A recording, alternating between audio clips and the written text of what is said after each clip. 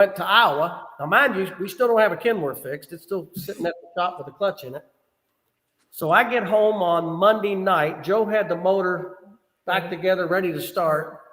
And Monday night, we fired the motor and put the tires on because we didn't know if this thing would even fit in the trailer with these monster tires now they got. And that all happened on Monday night. So Tuesday morning, we still didn't have our Kenworth. And then we called them and said, guys, that thing's going to be done. We really need to have this truck. And they said, well, we run into a few problems and we're going to have to see about that. And it's Tuesday afternoon, 3:00, still didn't have it. Made a phone call. Well, they're close. Went down, seen them, and they said, we can do it. We got to work some overtime. You know what that meant, right? So about 6:30 Tuesday evening, we had a truck. About somewhere around 8:00, we loaded it on the trailer, and somewhere about 4 a.m. on Wednesday, we headed north to Bowling Green.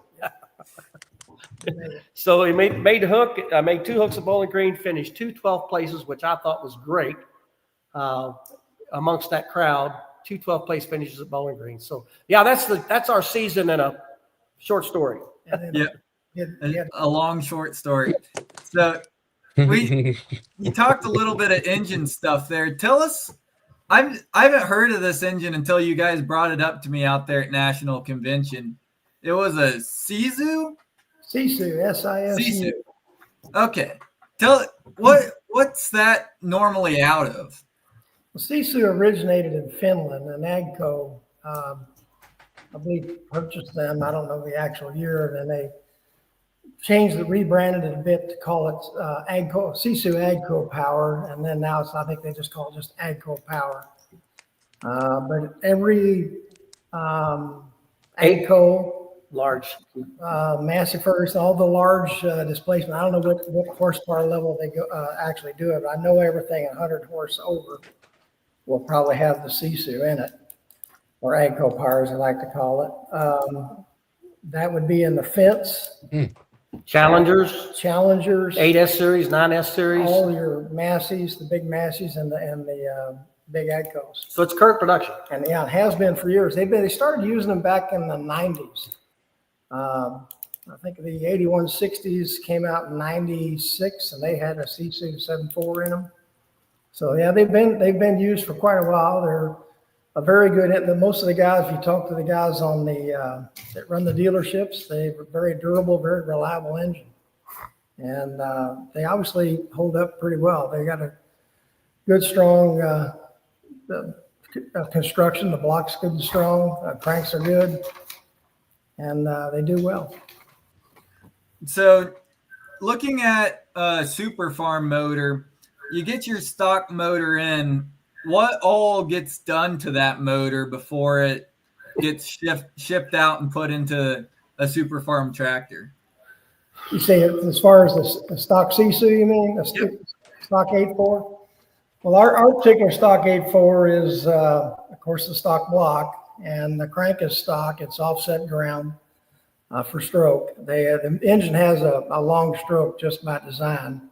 The factory engine does. They're I forget the exact number. 5.7, 5-inch, 700 something, 1,000 stroke factory. Wow.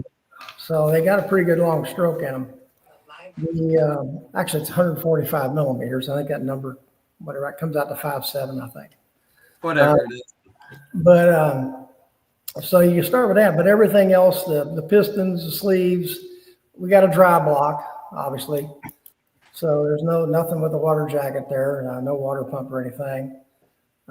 Big valves in the heads, a lot of flow work done on them. Of course, billet injectors, pump, turbo, just like everybody else. But basically, the only real stock pieces in there would be the crankshaft and the block, and the timing gears, the front timing case. Yep. So I know we talked a little bit there at the convention. Any plans moving forward, staying with the Super Farm, or what's kind of your plans for next year and then the future on past that, staying in the class, moving up? Well, right now, our plan is to stay in the class. I know there's a lot of controversy out there with the NTPA saying whether they're going to keep it or not. I think there's some issues there with the reasons they may or may not keep it, but right now that's our current plan, because to switch, we would have to, that's a whole nother level. I mean, we'd have to start over. I mean, people think just bolting the turbocharger on is going to get the job done, and that's not happening. No, it would be a new new build. engine program entirely. So right now, that's our current plan. No big change. Let's see what this Grand National schedule looks like. If it looks like it's something we can do, we might be doing that. We're in Okay. Yeah. I know my dad asked this question after I got done with you. He goes, how fast can that thing plow a field? First of all, I don't think it can plow a field. No. So I was going back through all my stuff and it hit me. I've only seen one other AGCO vehicle, and it's right out of the home state that I call here home. Let's see how many people recognize this old girl.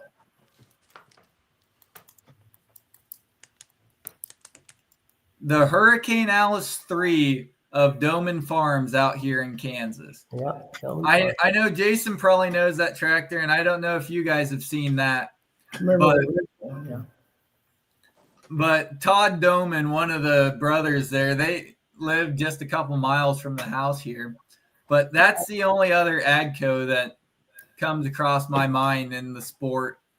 I'm sure there's probably others, but it's definitely very good to see some diversity between you. You just get stuck in this rut with a whole bunch of John Deeres and cases. So it's definitely good to see some moving around in the classes. I'm reasonably sure that we got the only Massey Ferguson in super farm in NTPA, and probably, I'm pretty sure the only CSU at the national level in NTPA in any class.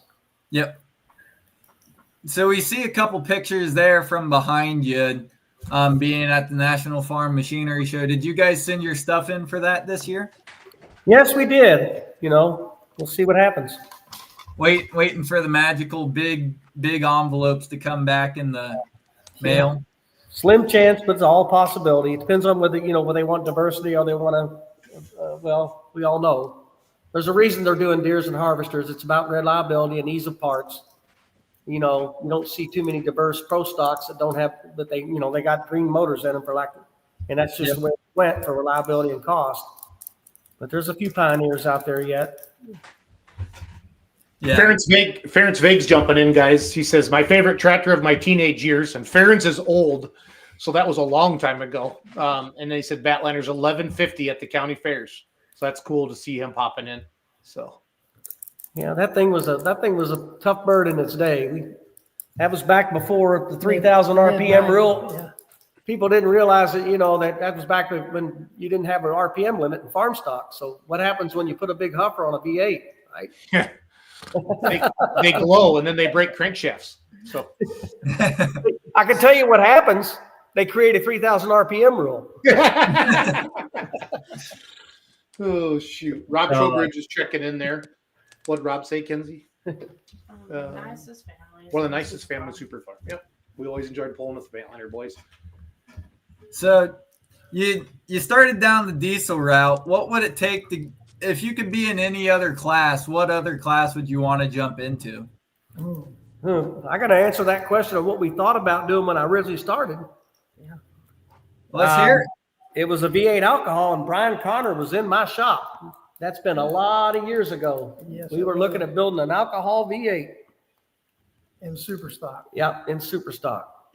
Who has one? So Chiswick still have a couple, right? And then Jeff Hurt, right? Yep. Yep. And then Lustig is a pro stock now.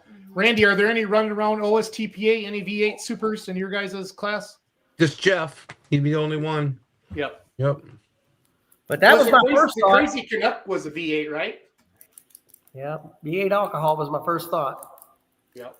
That would have definitely shaken up where you guys are today. So back to where this kind of all started. We saw you there with 3 of your vehicles at the FFA National Convention. How'd all that turn out for you guys? It was definitely good seeing a lot more of the Poland world getting into this organization. Yeah, and I gotta say something about the FFA. First of all, we were invited to be at the FFA with AGCO.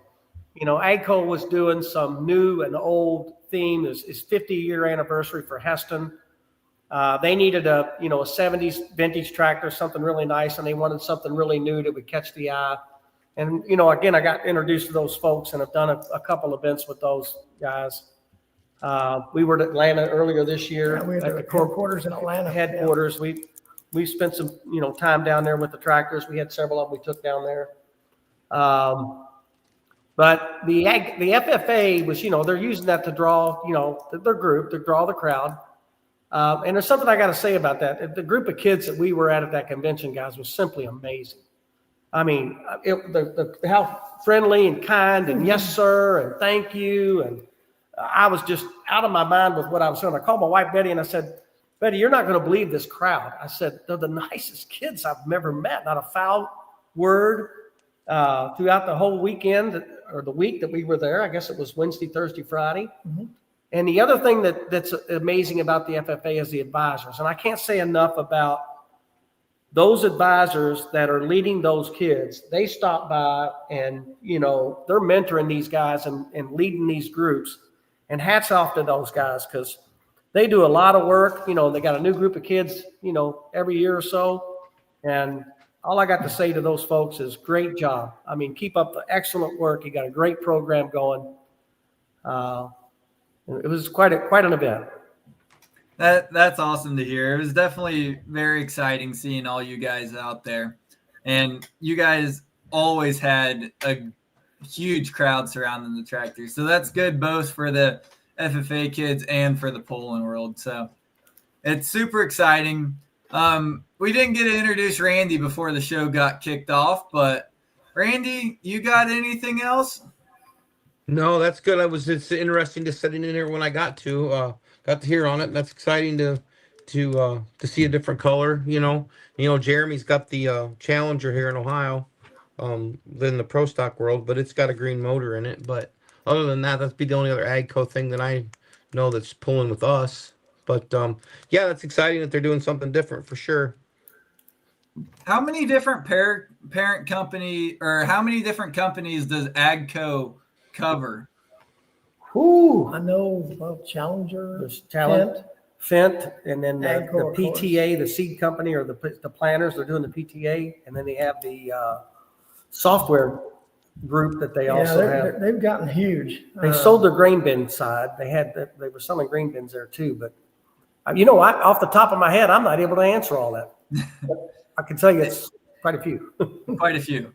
It's definitely a lot of companies, a lot of red paint, orange paint, yellow paint. Yeah, they got to cover all the colors of the rainbow. I got to put a plug in for AGCO because they're doing something different. I mean, their marketing strategy has changed, and on their big tractors, they're wanting to, as a supplier, they're one of the world's largest tractor manufacturers, right? John Deere is still North America primarily. Case IH has gotten more global, but from a total global footprint, AGCO's been at it a long time. And their strategy, I don't know if you guys have seen some of their broadcast and marketing things. They're doing a 3,000-hour, 3-year, what I call bumper-to-bumper warranty with a guaranteed no downtime. If the tractor goes down within 24 hours, they'll have it either fixed or a replacement tractor on your farm. And this is for their big horsepower tractors. In the wake of another company that's had some challenging times, AGCO's stepping forward and saying, we're going to stand behind our stuff. And a matter of fact, if you have a problem, we're going to bring you a tractor and you're not going to be down. And guys, think about it. 3,000-hour warranty, 3 years. That's a lot. That is a lot. That is a lot. And that's their new marketing campaign as it just came out this month. So well, that's a put your money where your mouth is. So. I see Farmer Randy up there thinking, I know there's probably been a couple times where he's had a grain cart tractor go down or something and he's been scratching his head. Oh yeah, a time or two. They always tell me, they tell me, don't try a Fendt tractor until you're ready to buy one. So they claim that they're really good. Yeah. I know that's a pretty big push in our neighborhood right now. That's for sure. Yeah, For Joe sure. got to drive one of those big monsters. Actually, it was a scene. The Anko had to drop the equipment, and guys, this is downtown Indy Yep. on game day for the Indianapolis Colts. So we're at 8 o'clock in the morning driving this huge Fendt track tractor and then this other giant 4-wheel drive tractor through the streets of downtown Indy, getting to the convention center because they couldn't And drop drop them off into the convention center because it wasn't a place big enough. So it was quite amazing. You talk about turning some heads. I mean, because it was taking up 2 lanes in the street. It was an absolute Yeah, blast. some of the tailgaters were kind of like, What in the world? That's awesome to hear. So, David, Joe, this has been a blast. Who would you like to thank? And let's kind of get this all wrapped up here. I appreciate this has been an awesome interview we've had here. Yeah, first and foremost, I think, Betty, my wife, has been supportive of this whole endeavor. And my mom and dad, they created the disease that they gave us. And then especially, Joe here, he does. I mean, if you would have seen how much work he had done. Of course, he's retired now, but I think he's working harder now that he's retired, working on this tractor. Not sure how that worked. But Not sure how the retired comes into that. these guys that came together with us, Brenton Rogers at Apex Turbo, he's been on our crew back in several years back. We pulled him before he went to work when he was in high school. He spent some time with us and still is. Great helper. Chris Lewis, Richard Shirley, these guys work with us. My welder, my handyman helper, Odyssey Machine, Eric Kuiper, of course, Phil and Keith at Riverside, and Ryan and Pat up at Salamine Performance. Those guys have been awesome. I also need to mention, AGCO, they've been a great help. I mean, with helping us with the sheet metal and some other things. And then Tempro thermocouples. They got the fastest thermocouples in the U.S. I'm telling you, if you guys aren't running those, you need to be. They are Joe, they made a believer out of Joe, so that says something. That says something. They also noticed it on the dyno too. And you can see it. You can notice it on the dyno. You can talk to the dyno operators and saying, "Oh my gosh, talk about fast response." You're getting the real deal there. So. That's awesome. Well, Randy, Thanks, Jason, Joe. that's Thank you, all I guys. got. Yeah, Absolutely. thanks for Thank coming on you. tonight, guys. This is great. This has is been good awesome. Once again, I appreciate it. Keep doing what you do. You're definitely doing a lot for the sport. All right, guys. Appreciate the interview. Thank you. Thank you. Thank you. There you go, folks. Mr. David and Joe Batliner. Super Hick Super Farm tractor. What a beautiful looking tractor. It looks even better when you're standing right up there next to it. So they're definitely going to be a strong force to watch in this coming season. This next guy, I've talked to Joe before. I don't know if I've talked to Dave before. I think I probably have over the years. I didn't get so I started doing a lot of stuff with Full Pole Live. I didn't get south a lot, but I know I've talked to them at the farm show and stuff like that. I like that you brought them in, Logan. I like the FFA tie-in. I didn't realize they were Massey dealers, but I did as soon as I saw their setup. That display, I'm like, these guys, this is sharp. That looks good. That looks good. They put a lot of work and they truly care about the product that they're pushing for. So no, and that's awesome. And that what a great group. Hey Randy, that Sisu motor, is that a 6 or is that an 8? I'm not even sure. I'm not sure. I think it's a 6. Okay, I'm gonna bring them back on quick and ask them. Did you ask them, Logan, earlier and I wasn't paying attention? I don't believe I did. Okay, Dave, sit back down. Is it a 6 or an 8, guys? Inline 6. Inline 6. Okay, Yeah. cool. It's based All right. on the 8.4 Sisu. Oh, there's Brent. There's Brenton. Okay, nice. All right, we'll kick you back off. Thank you.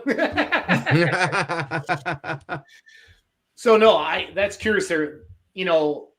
The Massey, obviously Carlton Cope Warpath. That whenever you post a video, that thing goes bonkers. But I love the fact that they're doing that with the Super Farm class and staying true.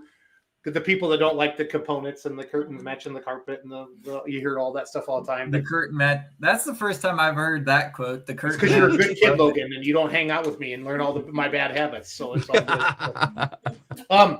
We got 2 great guests here tonight. So thank you to Dave and Joe Batliner for coming on and talk about their beautiful Massey Ferguson. We're going to go to Ohio now. Steve Barker and blown four-wheel drive trucks. We've seen them a little bit with TNT, the long wheelbase, but we've seen the really high horsepower ones with OSTPA. And I got to talk to Steve Barker earlier this year at an OSTP event when we were out there at Full Pull Live. Randy brought him on the night. But just in case you don't know what I'm talking about, I'm going to show you a video of his truck from Randolph, Ohio. This is video from Full Pull Live, and then we're going to bring Steve on. Here comes Steve Barker, our leadoff test took live wire.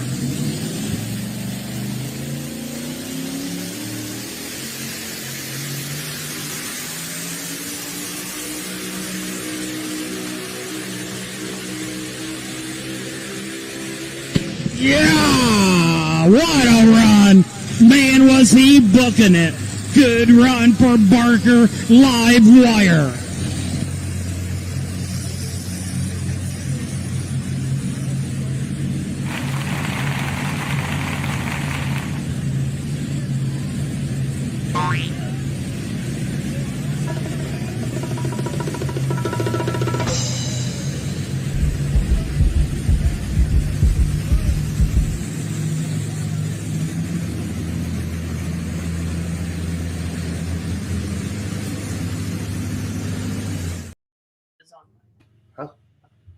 You want me to bring Steve? I can bring Steve Yeah, on? just bring You Steve trust me? on. I do. I thought you were running the show tonight. Well, you've taken over. I just wanted to show a video. Why are you doing this right on a live podcast, Kenzie? Steve, how are you, sir? He's got to unmute his own mic. Steve will do it. We believe in him. Push the button, Steve. I need you to unmute yourself, buddy. We want to hear you.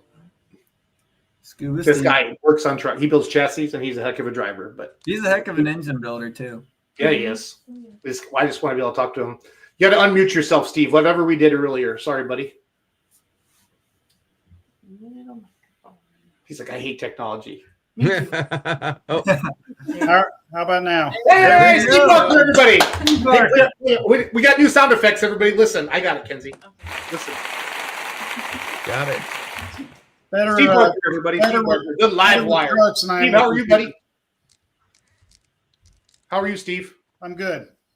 I love super modified four-wheel drive trucks. They are so cool, and I want you to tell us about them. So go, Randy. This is your guest. You know Steve better than the rest of us. Oh, I just want to congratulate you on your points championship, and then Scuba won the end of the year with the the first year for the finale in Ohio. So the live wire was definitely on a rail this year for sure, and it was fun to be with him this summer. So how many points championships is that, Scuba?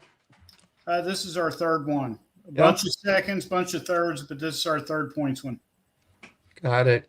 Absolutely. It was a lot of fun to see you out there every night with us for sure.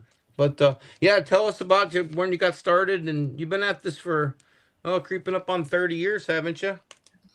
Yeah, maybe more. I think I made my first pass in around 84, 85. So every year since then, we've been doing something.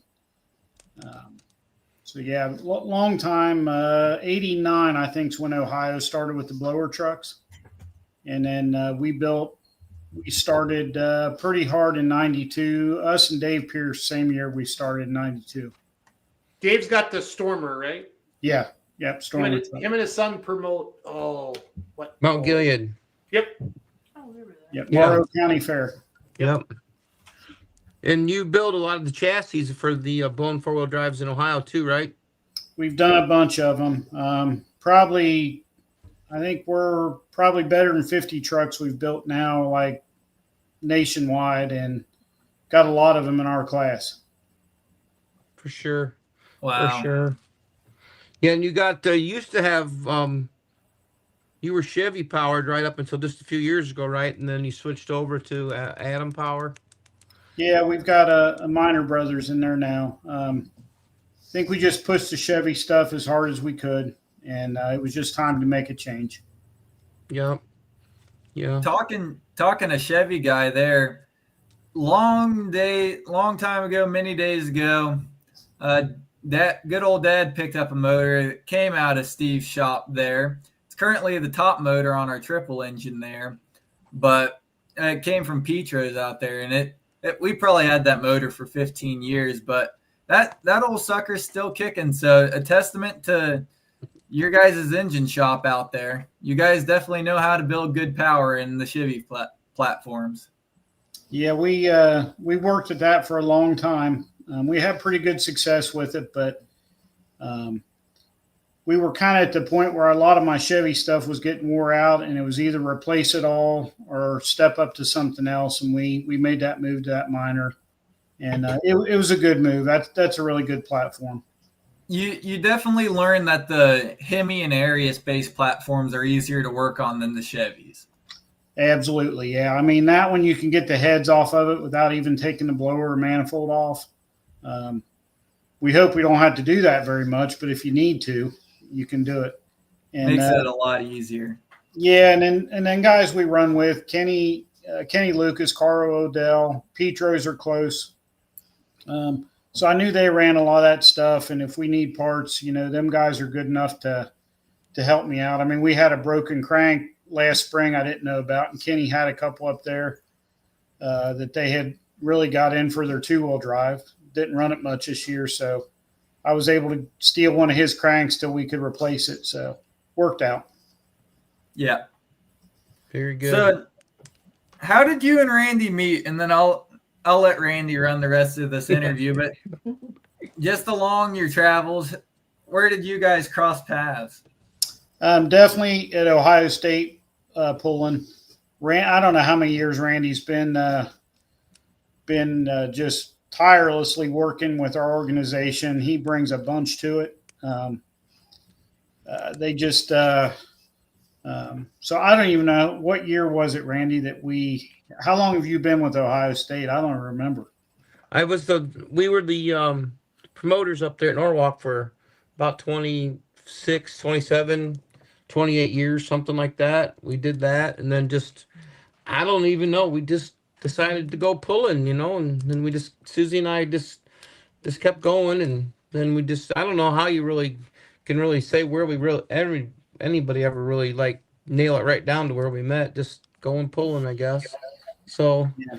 and we've always had the blower trucks when we were in Norwalk, and for Logan, he understands a long drive, but Steve and Kelly, they got a 4.5 or 5 hour drive every night. They're clear down at the bottom end of the states. Those guys drive a lot for Ohio for sure. Them guys, he and Kenny, they drive the most of anybody probably. So I would guess. I would agree with that. Yeah. Yeah, for sure. Absolutely. That's a lot of fun. We've had a lot of fun together over all the years for sure. And like I say, you guys have been with, how long's Kenny and Carl been at this? They not quite as long as you and Pierce, but they've been at it quite a while, right? Yeah, I think we started in 92, and I want to say Kenny and Carl got going, could be wrong here, but about 96 or 7 maybe. Yeah. And They've been at it a long time too. yeah, and you built the fantasy truck as well. Fantasy and Dirt Donkey, yep. Yep. These are our chassis. Yeah, got it. Understood. Yeah. Didn't you end up behind the wheel of one of those at one point in time, Randy? Well, I've been behind the wheel of everybody's truck getting towed to the pits. I've even set in the live wire a time or two, but not doing anything. But yeah, Kenny and Carl let me drive the donkey a few years back when they were working on the 2-wheeler. So yeah, it's I always told Dawn that I didn't want to ever go pulling until I was scared to back up, and those guys always told me just to go do it. So I did. Wellington, Ohio was my first event driving the donkey. So, but backing up. That's the ironic part about pulling is backing up's harder than the going straight down the track most of the time. Yeah, like Steve's truck and the donkey, they pop a pretty big wheelie when you put them in reverse. So not near as bad as the fantasy, but they that thing stands right up just about, I think. So for sure, that's it's a lot of fun for sure going with you guys. But what where's that God Almighty event that you've always wanted to win at, Scuba, and you could never quite pull it off? But I know you've been out there a lot of years. Maybe there isn't one. Maybe you've won everywhere. But is there one place you've always wanted to win? I think we've checked most of them off. If you just go enough years, eventually you're going to get lucky and hit them all. I mean, we've been back when we did Bowling Green, our class, we've won that a couple times. Ohio State Fair. We've won Toma a couple times. Man, I have to go back here a few years. And I think all the big ones in Ohio, we've probably won at least once. And he showed a video of Randolph there. For some reason, we do really good there. We've won Randolph a bunch. I think we just do good on that track. But yeah, How many, sorry. it's all right. How many blower trucks are out there in Ohio, and how many are still left across the United States? Not like there used to be. I mean, we probably, if everybody showed up, what do you think, Randy? We probably 12 of us. I would say so. I think we had a 9 average for the year. So I'd say there's probably 12 or 13. I'd say Steve's real close on that number of what's left here in Ohio. Yeah, for sure. When we started, we would average about 21, 22 trucks a night. Absolutely. And, man, we had a bunch of them. And then there were a lot of them down south. Steve Foster, who does two-wheel drives now with his son, Steve and Larry Douth, that used to come up and run with us. Randy McConnell would come up and run with us. And then we would go down there, run. At one time, Lexington, Alabama was a Grand National pool, and they had our class there. Been down there several times. And Hazel Green, Alabama, going back a long time, we pulled there.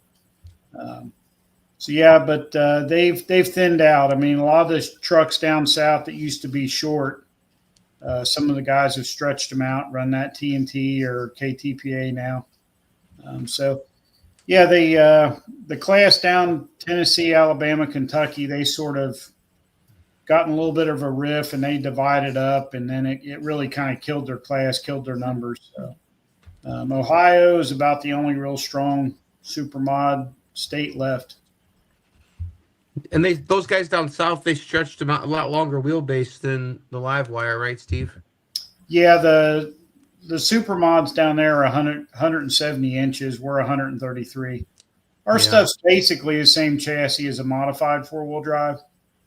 Right. Just really the motor is a big difference. And most of our guys run automatics instead of a clutch. I know a couple guys said a couple things. We'll get to that in a second. Let's catch up on a couple of these comments. How'd you do at the Enderley back when they had your class? We've won the Enderley twice. I don't remember how many times we pulled there, but I've got two old yellow-looking checks hanging up on my wall out there in the shop. It's been there a long time. So yeah, we've won that one twice. How about the first reverse wheelie in your class? We see that's become not necessarily a big thing, but a popular thing out there. When did that first start coming about? Man, I don't know. I guess when, guys really started getting their trucks built light, and, if you got your idle set up high and you kind of, pop it in reverse, they're light enough, they stand right up. So yeah, I mean, it's funny how big of a deal. You see a lot of videos of us backing up. Many of us, many videos of us backing up there is going forward out there. Yeah. For sure. I think I saw an interview. It was probably 5 years ago, but it was with Shane Kellogg in the Trump truck, where he was just picking it up by the wheelie bars and moving it around. How heavy are those on the back end?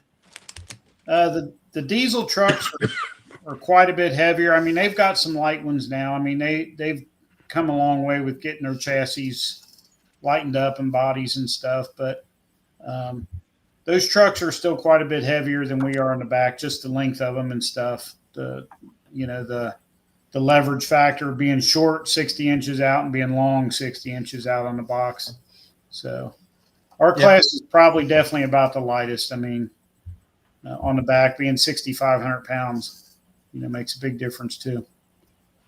Yeah, you can pick them up, Logan, like the live wire in the fantasy.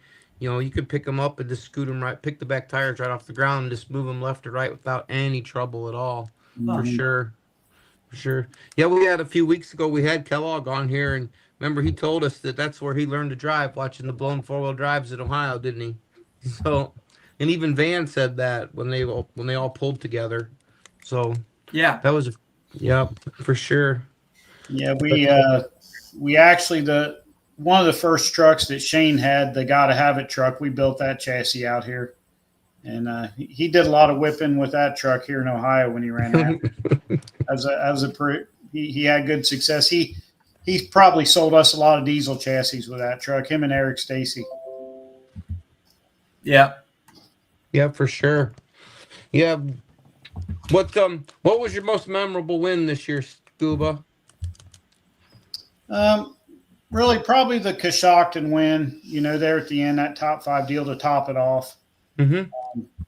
It was just kind of like a real explanation mark on the season. Just good to win it. Kelly and I mean, it was just her and I this all summer. She's been my crew chief really the last 2 summers. I've drug her all over the state, for years now anyway, but we make a good team. Yep, absolutely. Morgan Schultz just sent me this on Facebook. Oh, Look yeah. at these 4-wheel drive trucks. It's Morgan Schulte, Logan. Is it Schulte? Yep. They have the I'm Binder aware. Express Super Farm. So It's one or the other. no, it is. I know them well. Forgive me. I know. I'm just correcting you. It's all good. So he also sent me, Steve, a video from Toma Kent Franks from 2010. Yeah. Is that one of your buddies? Yeah, Kent and I we went to school together, and we built the first live wire together, and then we used to alternate drive, and he was a big part of our team. And Kent passed away. He was a couple years younger than me, and he passed away suddenly in July of 2017 with a heart attack. So that Morgan said that's 2010 from NTPA.TV. So yeah, Kent was a heck of a driver too. Brings back a lot of good memories there, Kent. That was a tough year when he passed away. I bet. That sucks. Here's a video of your run at Toma. I think Kent was in the seat. I'm gonna play this quick, guys. Okay. Yeah. Have a little sampling of them, and here is Kent Franks. He's out of Owensville, Ohio, with a live wire. It's a 1957 Chevy with a supercharged engine. Kent has been competing for 15 seasons, and he is a teammate of Steve Barker, who actually owns this truck. Barker makes chassis for many of these competitors, and Franks and Barker won a previous Grand National Championship a few years ago. As a strong truck to be our test puller here in Toma, Wisconsin.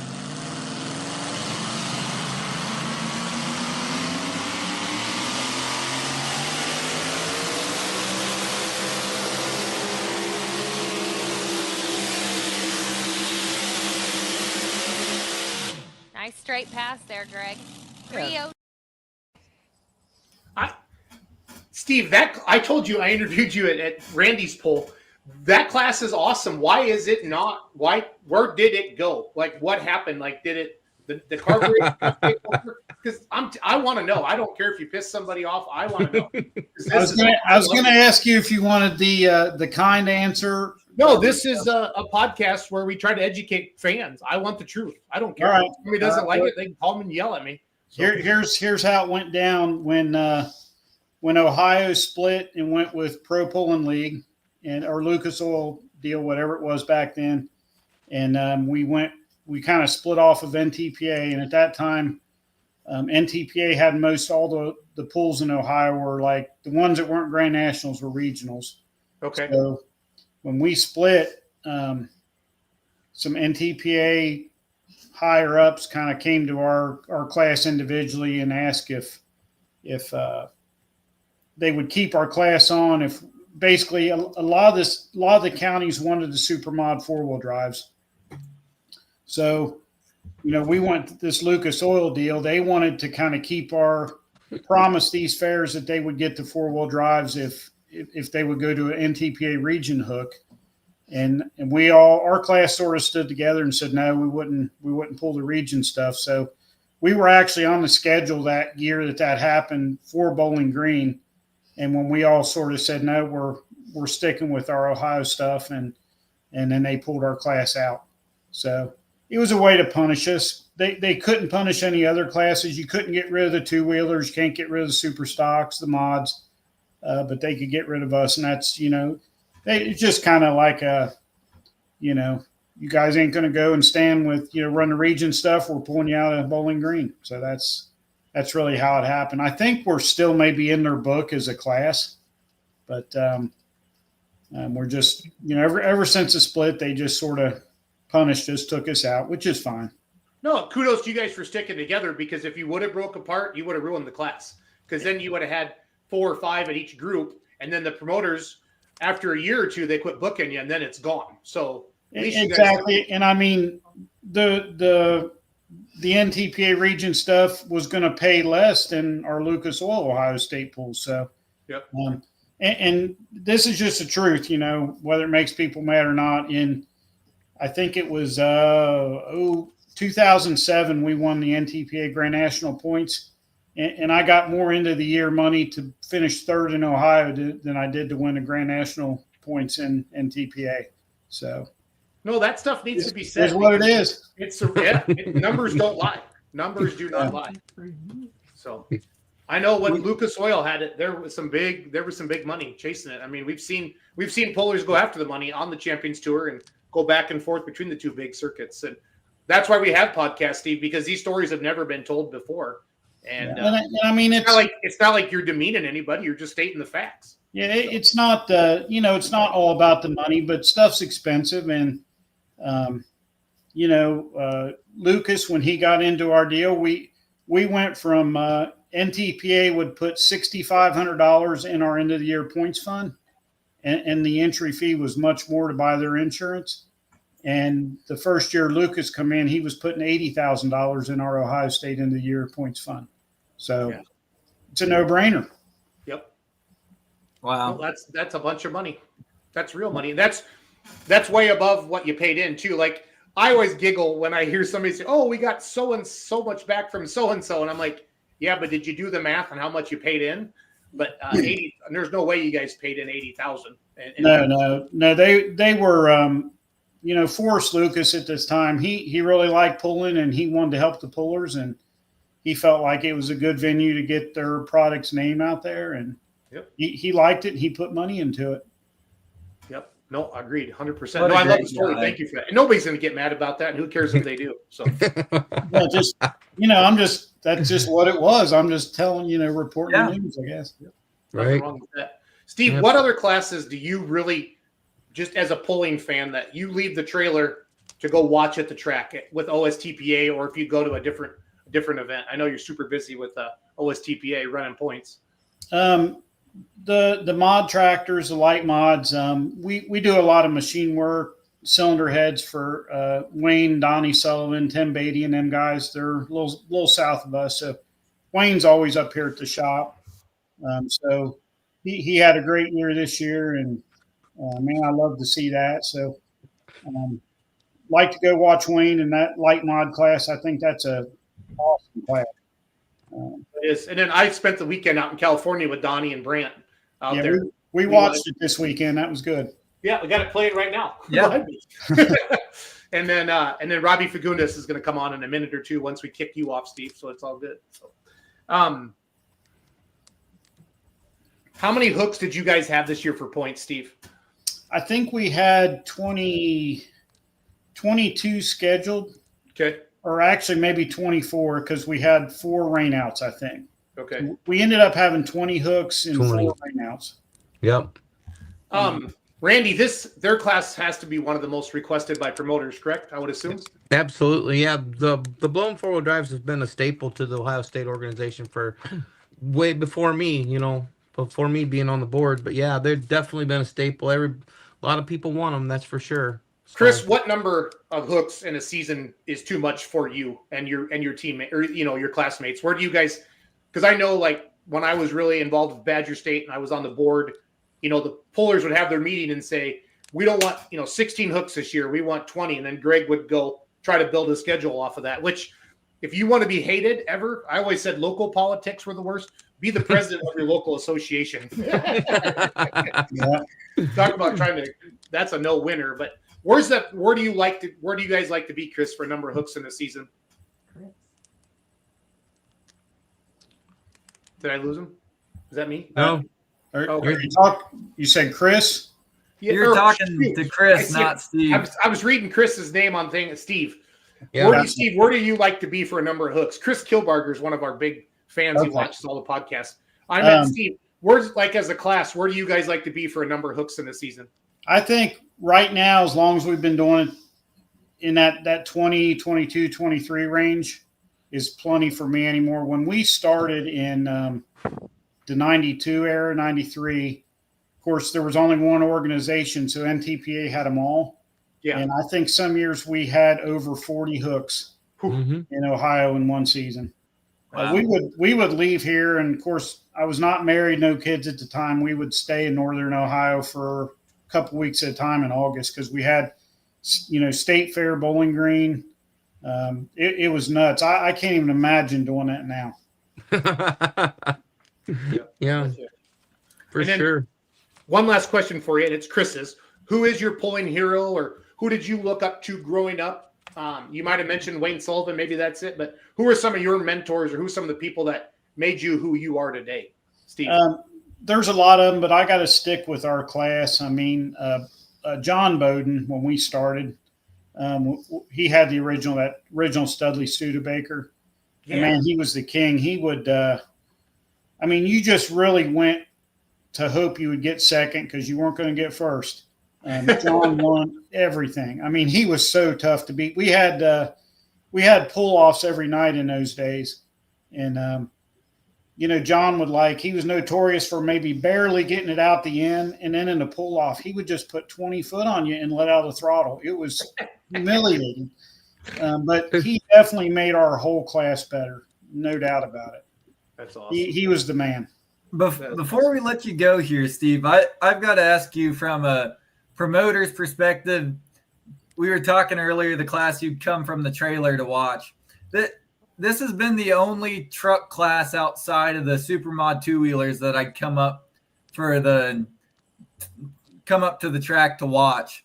So what would it take to grow this class back to where it was in the heyday running the Grand National? What would you need from both competitors and promoters? I think the interest is there. It would probably take a few years to get it going. If you offered some national hooks for it, I think once you had some events, guys would start filling it up. We've seen class numbers go up and down. It wasn't too long ago, the minis were pretty low in numbers, and now they're just they've exploded. Yeah, they've exploded. So, I would think there'd be some probably modified four-wheel drive truck guys that would maybe make that jump. I don't know. We'd like to see it. I love the class. I think it's, to me, I like the blower stuff. They're faster, louder. I'd like to, before my pulling career is done, is hop in one of those because that just looks like a fun class to be a part of. It is. It's fun to watch. I didn't see it, Logan, until this year with Full Pull Live, and we got to go out and do some OSTPA stuff, and I love it. I love it. It's fun. But I see a lot of the four-wheel drive mods all summer long on NTPA Grand National. Yep. And there's nothing wrong with them. But a blower sticking out of the hood, Yeah. screaming like that, it's just neater. I don't care. They're Yeah. cool. Yeah, it's a difference between like a pro stock car and a pro mod car. The pro mod cars, people come out to watch them because they're, just the horsepower and the noise and the speed. Yep. Yeah, the single engine mods are cool, but there's nothing like 4 or 5 Hemis strapped to one. So it's kind of the same deal with this. But yeah, that's definitely what hooked me when Dad would drag me around to tractor pulls when I was young and seeing the tractors, when I was little. I think that's really what got me hooked. that's awesome to hear. Randy, what do you got? Anything else? We gotta let Steve go. I'm sorry, Yep. guys. No, I just want to tell you congratulations on your points championship, Scuba, and thanks for coming on and talking with us tonight. I really appreciate it. Well, hey, Thanks. real quick, the scuba thing. You always call him scuba. Where's that come from, Fishbaugh? That comes from Dawn Odell with the fantasy and the dirt donkey. That's what she always called him, and I just picked up on it. And Scuba Steve, that's what we call him. I think it came from a movie. Man, I don't even know. yeah, it came from a movie, and there was a guy in there named Scuba Steve. Yep. That was an Adam Sandler movie, wasn't It it? was an Adam Sandler movie, and Yeah. it got. I don't know if Don started it. There was another guy down here that kind of called me that, local fella, and then she heard it and it stuck. So I was That's curious. awesome. I got You stuck. never with know. You got to be careful when you ask Randy where it comes up with his nicknames because it could be a sober story or we stayed up too late kind of a story with Randy. Yeah, you never know. it. It's Surely not Randy. Steve, thank you for your time. Thank the you. Let's Grow Pulling Team, we're going to make 4-wheel drive blower trucks popular again all over the country, okay? All right, we'll see you this summer, Randy. I'll see you at the banquet. Absolutely. Sounds good. Thanks, Steve. Have a great Thanks, evening. Steve. All Tell, right, tell thanks. Kelly we said hello. Will do. So he's coming There it to the is. banquet. He says, Randy, that's coming up here, I suppose. No, that would be our banquet. Our Oh, banquet. doggone. Yep. You know, Logan, there's other banquets other than this weekend, just so you know. I know. I get excited. I'm excited for this banquet. I want to finally find out what all the rumors are going to be about with Pro Oh Pulling. boy, I'm telling you, I'm going to take a notebook this weekend. I'm telling you, there's going to be a lot of stuff. No, it is. If social media should be fired up after this weekend. So Yeah, there's Well- going to be a lot of stuff. I love it. So I there is suppose without there is further Steve's truck ado- right there, the live wire. I'm telling you guys, those blown 4-wheel drives are cool. I don't care who you are, what you say, and I'm glad that you lined him up tonight, Randy. Thank you. For Yeah, that. those things are a lot of fun. It's just something to start them up, and just I'd say that rear wheelie, that's something too, for sure. They're definitely mean vehicles. Mm-hmm. All right, guys. So, Randy, if I say to you, California truck and tractor pulling, what's the first thing you say? Think in your mind. How much is the ticket to get there? Okay. That's the first Logan, thing I I think say- of. Logan, if I say California truck and tractor pulling, what's the first thing that comes to your mind? And be honest. If you say California truck and tractor pulling, it's those California mini guys, the good old Fagundes. No, you're just kissing ass because that's our next guest. No, Tell me I'm the truth. not. Brant Sullivan and Robbie Fagundes. I got to talk to those boys when they were out here. Got to talk to Robbie when they were out here at Hillsboro. And I'm not just kissing them. That's what comes to mind out there. No, I they're just- legit. So I just want to go out there. That's what I say. I want to get there. you need to go, and we'll get into that. We're going to go for a while with Robbie. So if you have to take a leak, Randy, go now. I'm good. So I got to meet Robbie through Wyatt Borth, who everybody knows Doug, who I work with on Full Pull. Yeah. His son Wyatt drove one of Robbie's mini rods a little bit when he left him up here this summer. Because these guys just came out of California, I think in late 2000s. I'll let him tell it better, but they won a couple Grand National hooks right out of the gate with them. And all of a sudden, who are these California mini rod guys? And then Robbie one night showed up to my house during the podcast, and I have a Fagundes Motorsports crew shirt, and I should have wore it tonight. But it's made out of that old crappy crew shirt material, guys, and it itches like holy hell. So I won't wear it too long. But the California pulling scene is legit. It is legit. I went out to this Gold State Invitational 4 years ago, and it was good. It was good. But to see the level of vehicles come up, you guys, over the last 3 or 4 years now, the 3.0 diesel trucks in this modified class, and they're running the Outlaw ITPA rules, which is a 7,400 pound. And that's Jesslyn. That's Brant Sullivan's future wife. Yep. They have 3 beautiful babies together. And Brant moved out there, and Jesslyn is Robbie's daughter. And it's so fun, you guys. I had such a good time this past weekend. It was nice, though, Randy. Logan, we went out a day early. We went out Wednesday. And then Thursday, we went to Pebble Beach and checked out California.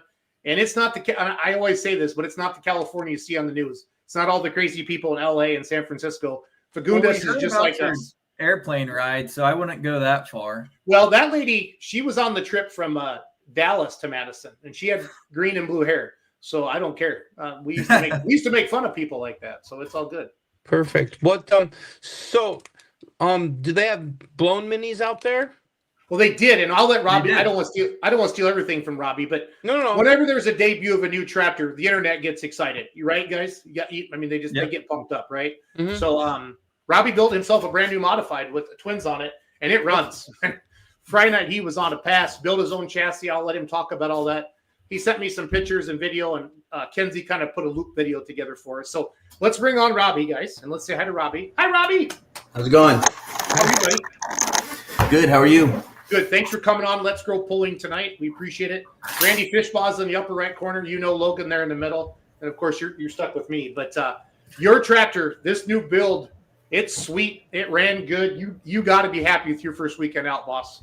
Oh yeah, I was real happy. It was a lot of fun to build, but it was surprising too, the ride I got out of it. I was a little satisfied with it, as far as there's nothing like a mini. Yeah. So, but it was close. It was damn close.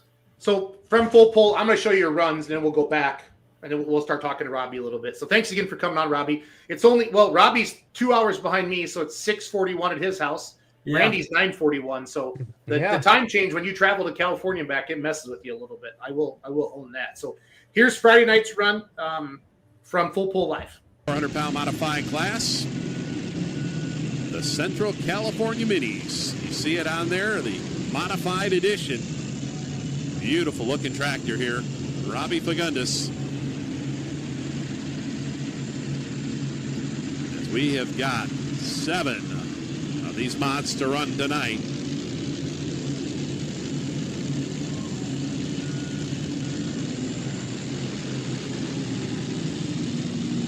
So home built chassis, parts and pieces from Modern Machine. Here we go, our test puller, the Californian.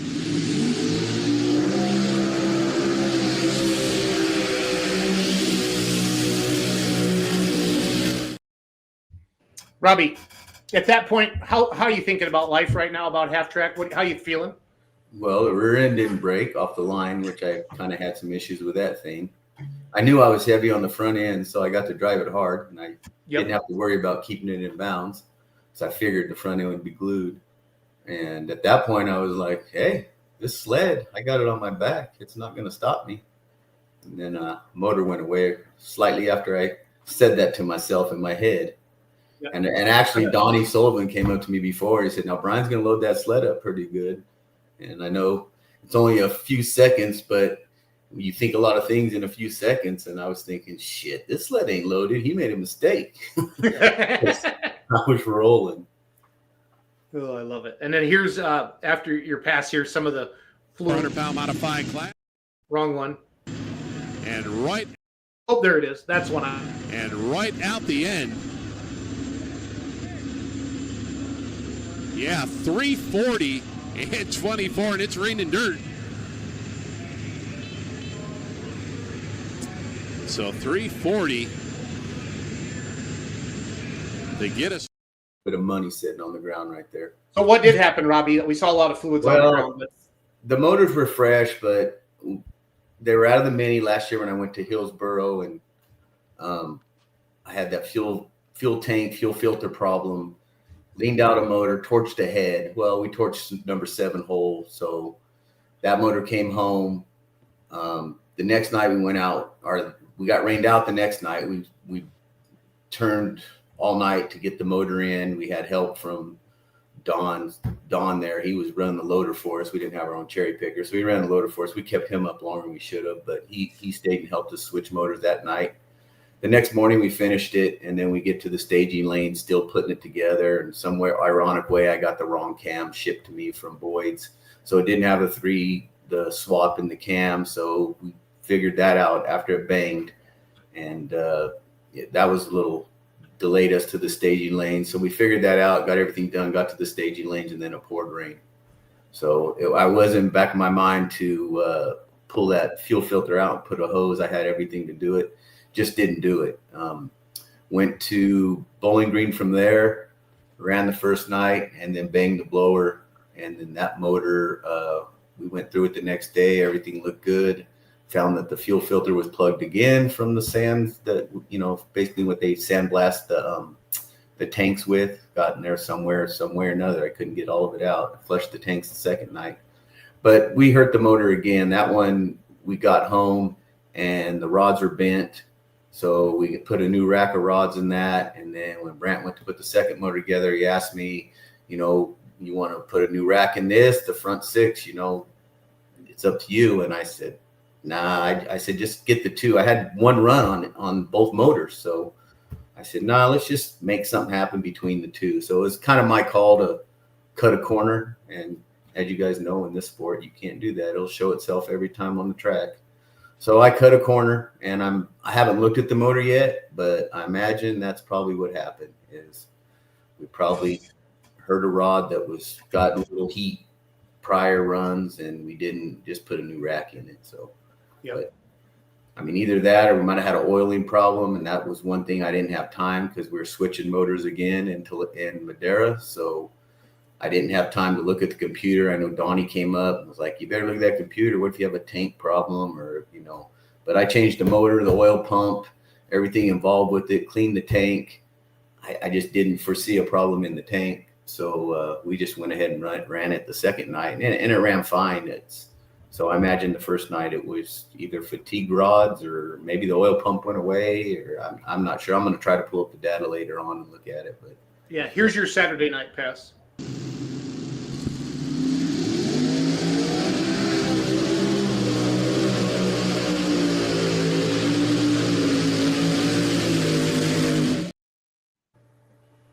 So you were rolling. You were rolling. It was awesome. Good to see you. I was happy for you because of the brand new debut like that, the brand new big machine. You got to be excited. So, all right, you sent me a bunch of pictures. I kind of want to. We're going to kind of go through your build. I'll just kind of flip through them if you don't mind, Robbie. So, what are we staring at here, boss? So what happened here is, 3 years ago, AJ Freitas, and his dad run a twin engine mod. He runs a 4-wheel drive. And his dad bought miners, and I had got rid of my miners, and I had some rocker stuff and some parts. And so we just horse traded, and AJ agreed he'd help me build it. So we were just building it to sell. And he traded me the rails and a rear end. And I bought a modern front end and put it on there. And I didn't go with the plate. I went with the tube because we were building it to sell. If I had to do it over, I'd probably went with his plate. He has a different style for the front end, be just a flat plate, which is a little better, I guess. I would have did that if I was known I wasn't going to sell it. The rear end ended up not being what I wanted, so I ended up calling Bob Barbie for that. He sent me out a rear end, and then now we took kind of pride in it. And AJ, we laid it out. AJ lives about an hour from me, so I'd lay out some things and go home, and then he'd stay up through the night. We both had day jobs. He'd stay up and weld things out, and I'd show up pretty much the next day and just ask him if that's all he got done. I kind of ride him pretty hard, so I mean, we had a good time building it, but he did most of it, and I mean, we bounced ideas off each other and came up with what we came up with, and it really wasn't a lot of time between both of us, but when you start something like this, it was, you call Modern, you call the big builders, and you ask them how much they want for a chassis, and you're like, man, I can build one for that or this and that. It might be a little pricey, but when you're done with it and you build one like this and someone asks you, what would you sell it for? Modern's cheaper. So, because you do get a lot of time and a lot of money in them. I mean, it's just that fast. This is a cool picture here. I like this. Kind of setting the blocks in and looking it over. That's neat. Again, Robbie Fagundes, everybody with us. You got any questions? He saw his new debut, the Californian modified tractor out in California this past weekend on Full Pull Live. If you weren't there in person, I got to see it in person. It is a beaut. It is a beaut. So love it. So Robbie, I'm just going to flip through these. If you want me to zoom through any of them or make them bigger, just let me know. You can talk. I'll stop. So that was actually, we're dropping off at Powder Coat. We didn't have. We didn't have motor set yet, but we had tabs for transmission where we thought it would lie. We're lacking drive lines. So when I ordered this thing, I remember it was 39 weeks before Bowling Green when I called to place the order for some running gear and some stuff. And the question was, if I order it now, how long will it take? And it was 18 to 20 weeks, and figured, okay, we could pick everything at Bowling Green, save us some shipping. That obviously didn't happen. I don't know what happened, but we didn't save a dime by picking anything up in Bowling Green. And we were getting parts the last week. I didn't have planetaries or caps for I started the tractor and moved it in the shop without any oil in the rear end, just because we didn't have the planetary caps yet, because we had to get our measurement from our axles, and things had to happen before we ordered certain things. So everything was pretty late. I mean, the night, I don't know, maybe 3 nights before, Brian I actually called Brian when he said that I could get it in a show, and he said, well, he knew that it could be a make or break. If something would have popped up out of the ordinary, we wouldn't have made it. It's beautiful. It's fun to see a full build like this. I love this. Yeah, so that cage came from Bob Barbie as well. He sent me the cage kit, and then we modified things. We didn't like the gap between the certain cages, and we lowered some bars, and we just did our own thing on it. Our webbing. Yeah, everything was just kind of Spy. A long time ago, my brother had Spy chassis on his stuff, but where Spy chassis originated from is me and a friend, Eddie Dutra, would go to sprint car racing, and we built a little junior sprint, and we copied about 3 different cars and built it in the shop together. So he was the one who actually came up with Spy chassis, and it stuck around for a while. But in all reality, that's what we still do. And a lot of people do it. They see certain things, what they like, and mix them together and come up with the end product. That's a good question. What color white paint did you use? It seems to glow. Chris Kilberger says, Robbie. That was a Cosmo with a metallic white with a clear coat, powder coated. And I wanted to go a pearl white, but the people at powder coating, they do a lot of race car stuff, and he knew what I was after. The only thing when I showed up that day to drop it off, the only thing I knew it wasn't going to be was black, because everything's black nowadays. Yep. So, I sent a few pictures out to a few people that help out, and with different colors that he had there that were equipment buggies or whatever leaving. And there was a blue that was too much like Criswell. So then the guy popped out of the back and said, oh, you want this white? And he showed it to me, and I was like, let's not make it difficult. Just get it done. So he whipped it out, and it stayed really good. That's sharp. It is sharp. Here's a good front shot. Here we're getting closer. So we're proud of our front weight box. AJ had a lot of time into that, and he kind of has it on his 4-wheel drive. He has them little push buttons there that really cleans things up, and it locks it down real tight. I figured weight would knock it off, but I've been on the hunt for lead in California for a while, and I had to build my fuel tank in the middle. You might see it in a later picture, just so I could run the tractor weights on this first few passes. And then once I get the lead collected, I could put my front cover on, which we're proud of that whole front weight box. So here's the first picture of the rear tires. So we're getting closer. Them are actually tires I borrowed from Brian Massetti. And the kicker on that is I was told, what do I need for offset? Because I didn't have it together. And I think Bob told me 14 inches is going to be tight, 13 inches, you have plenty of room. So I'm not, I only know the minis, and I know the planetary is not easy to put a spacer on the wheel. So I made sure I had plenty of room. Well, when I took them wheels and tires off, my new ones that I got a week before we were ready to go didn't actually let it fit in the trailer. So Melanesia's actually towed that thing over there for me, and I took Brant's 2-wheel drive for him. Nice.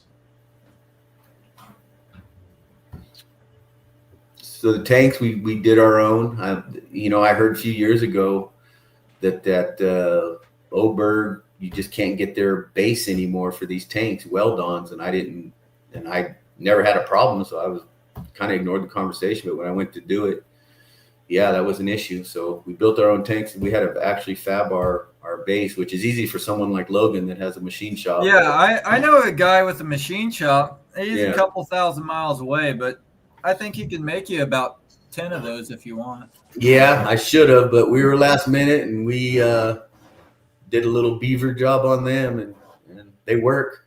That's all I can say. They work. Exactly. Yeah, I mean, we built them tanks to actually hang out front on outside of each motor. That's why I have it rounded in the corners. And once we got it further along together, Brant was in the shop, and we looked around. I said, is this where we want them? And after walking around and setting them in certain spots, that's where they ended up, and that's where they looked the best. And I'm pretty happy with picking that out too. Absolutely. What we got here, Robbie?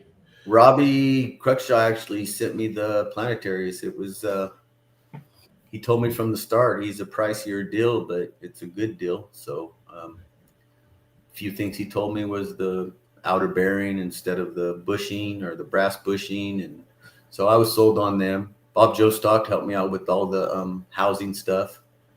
He has them things ran, and I tried to get the magnesium ones because I know them are just a good one, but I guess they don't make a run of them very often. So I was stuck with it. They're getting hard to come by. Yeah. So now we got a roller, it looks like, Robbie, here. At this Yeah, point. I think that's the roller when no fenders yet. That was when we go over. AJ did all the fabricating on it except for the fenders.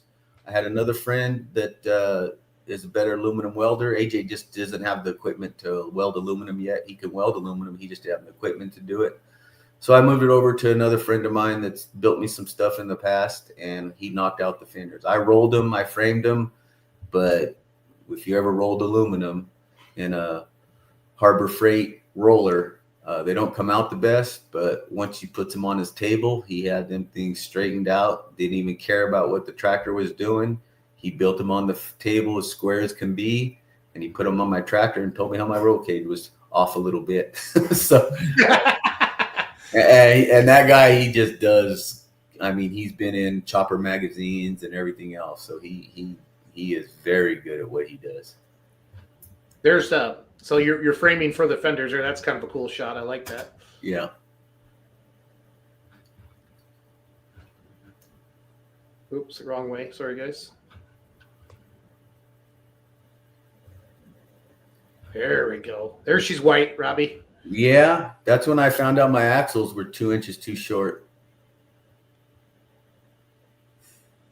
The measurement I was given trying to order them without the actually measurement was off somewhere or another. Our wires got crossed, and I ended up with 2 axles that are too short. If you just join us, we're talking with Robbie Fagundes. We're going through the build from his first mod, or his first mod. I think this is your first mod, right, Robbie? Yeah. No, I built. Actually, I built Deuces Wild, and I actually had my hand in rebuilding my brothers a few times. Oh, okay. I like this picture. That sharp kind of shows the chassis sitting there. Oh. It's amazing how, I guess, simple they look, Robbie, but how intense it is. Yeah. Because they sit there. So. Well, you see the twist on mine, and I've talked to a lot of these guys over the last few days that this class is hot, man. I had my eye on it for a few years.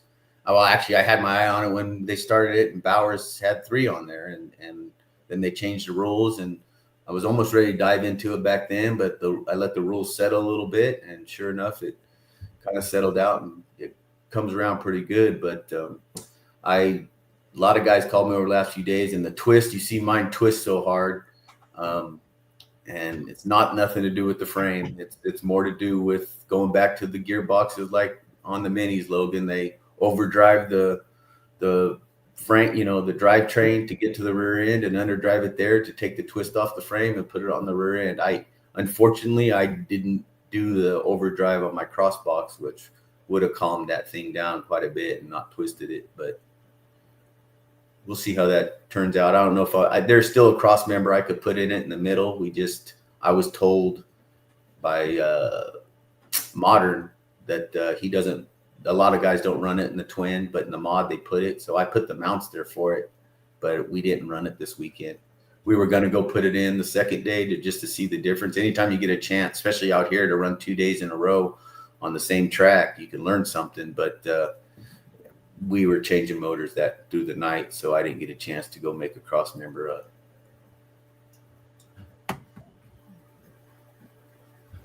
What do we got here, Robbie? Oh, that's the fender. That's just the fenders after they were all squared up. And actually, they're not even powder. I don't think they're powder coated. I'm not sure if they are, but that's when the fenders were done, skinned inside and out.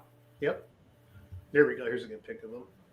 Yep. They're on the table that you were talking I wanted one sheet, but I just couldn't get a sheet to cover all that. So I had to put a seam down the middle on the top, and then on the bottom side, it's a 3-piece seam. I didn't want to use rivets.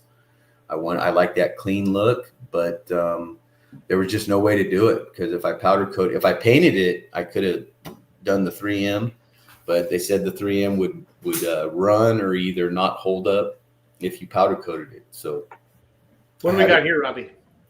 That's just when my set of tires came in versus versus the ones I had from Massetti for mock-up, and I had a measurement From center, it was a 37.5-inch radius. And if you want to go back to maybe one of the other pictures that show the frame, when I had the frame of the fenders on there, yeah. Go to a side view. Okay, hold on a second. Back one. Uh, Nope. Did I go too far? Yeah. This one? yeah. So if you see that, you can see it's a pretty decent distance through there. But when you put them, as soon as we rolled them other tires next to it, it was like, oh shit, are these fenders going to get wiped out by the tire? But they don't grow. I mean, obviously you lift the fenders up, you're only growing half of the distance of that. So it was close, but I liked that look. I didn't want a big gap, and I didn't want my roll cage protruding forward. I didn't want it too high. I spied on a lot of things to come up with the way we finished that thing. Well, it is beautiful, buddy. You should be proud. Thank you. You should be proud. I'm glad you come on tonight to share. I love these pictures. This is fun. Logan, you got to be geeking out right now. Oh, this is awesome. I'm just sitting back here and enjoying the craftsmanship because I know it takes a lot of work to start from 2 bare frame rails and get all of this hung on it. So that just a beautiful build start to finish. So there's the first picture we're showing of a complete. It looks like you got the decals on there. That's Brody, isn't it? Yeah. Yeah. So once we got it finished, it went over to Melanesio's shop. That's Brant's day job. And Steve was gracious enough to let Brant do it, which I think Steve wants the competition anyway. So he definitely welcomed us over there, and it rolled into his shop without fenders. Fenders were at powder coat. He landed one motor. I got the fenders a week later, which was the Wednesday before the week of Madeira. We got the fenders on. I think that next morning, I think Brant already had stickers made. So that next morning, Brant sent me a picture of the fenders on it with the decals. And we got the second motor hung. Brant did all the plumbing. I had the electrical ran. I kind of took pride in making sure I hid my electrical. So if you look up at the cockpit, and I went the extra mile and put holes in the tubes and did everything I needed to do to run the electrical and hide it as good as I could. Another thing I did, you can see under the seat amounts right there, because you never know when Justin's going to decide to run it. So 2 things I did is I made that seat adjustable. It's on clamp collars. And then I made them brakes are symmetrical. So if you actually look at the brake, I can unbolt the pad, put it on the top, and I could flip them brakes 180, and it moves the pedal up, 6 to 8 inches closer to the cage in case Jesslyn ever decides to get in there, or Brody. Brody's ready. Brody's ready. Yeah. So the floorboard, once you put things together, I like the Monday morning quarter. It's okay when someone comes up to you and tell you how nice it looks, but I want to hear what they mumble when they walk away. Like, I would have done this or I'd have done that, because I do it to other people myself. So most people that come up and I say, well, what critique it for me? What's different? Well, Steve Melanesio didn't like my floorboard. It's a 2-piece deal, highly functional to work on, but he, and Brant kind of agreed with it to put a 1-piece floorboard in there and cover up the back end so you can't look in there, put your fire extinguisher back there. So it's just, and I agree. So I'm going to do that right now. I got some repairs to do on it. So AJ and I will put a different style floorboard on it. We'll raise it up a little bit, and it'll just be a little bit upgrade to it, I guess you could say. Yeah. And my front fuel tank, I had it, like I said, if you go back to that last picture, you see how I had it built it. Someone told me it looked like a donkey dick, so I just had to do it. Fun. I had to put the weights under there. So once I get it done, I'm probably going to change that and put a 45 right there, clean that up a little bit so it doesn't look as bad. And you really do critique it, Robbie. Wow. Yeah. But it's good to hear. Everybody has critique. different tastes, I mean, Yeah. I like my fenders, but if I had to do them over, you could see up top where they go flat. I would have probably stretched them 4 inches up top and pushed the wing back a little bit. It looked good from the side. I like that look, but from the front, I take that back. It looks better from the front than it does from the side. It looks a little too short from the side. I wish that wing would have been pushed back 4 inches. So you want to go out over the rear tire more, is what you're saying? Yeah, hang back 4 inches deeper away from the cage. mean, if you can't bear to look at it in your shop anymore, I'm sure we can find a place out here. Well, that is the plan. I plan on running back there a majority of the time with it. I just gotta, I mean, honestly, Outlaws is a lot closer to home for us. So that might be where I get to go a few. And I know Brant likes going out there with his 2-wheel drive. So we might plan a few trips out there. But I really don't want to lose my parking spot at Bowling Green. So that's the plan, is to be in Bowling Green. And if it's not with both of them, it's going to be with one or the other. Yeah, that's the way I blow up motors. I might not have anything left but to run a Mini. most of the texts I got this weekend, Robbie, were, is he coming east with it? Is he coming east with it? They said, well, watch the podcast Monday night and we'll ask him. So. That's the plan, but I'll tell you what, you were here this weekend. That group's a fun group. And there's some people at the bottom that are just as competitive as us at top. And I talked to my brother a little bit yesterday. He's actually ready to do the triple Chevy deal in this class. And I think that could Triple Chevy's a good way to go. Yeah. Was it Kester? Which one of you, did anybody watch No Practice last week? I didn't watch the whole thing, but was it Kester or was it Tyler Slaw that said somebody's going to do this 3 Chevy thing and do it right?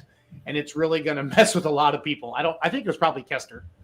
Yeah. So like I said, it's I think it's going to be a lot more competitive than 4 Chevys against 3 Hemis. I think the 3 Chevys, I think you'd be real. Well, what they do, who's that team that does it? Ulmer does it with Pete Payne. Ulmer's do it, yep. There's a couple events where they can't touch him.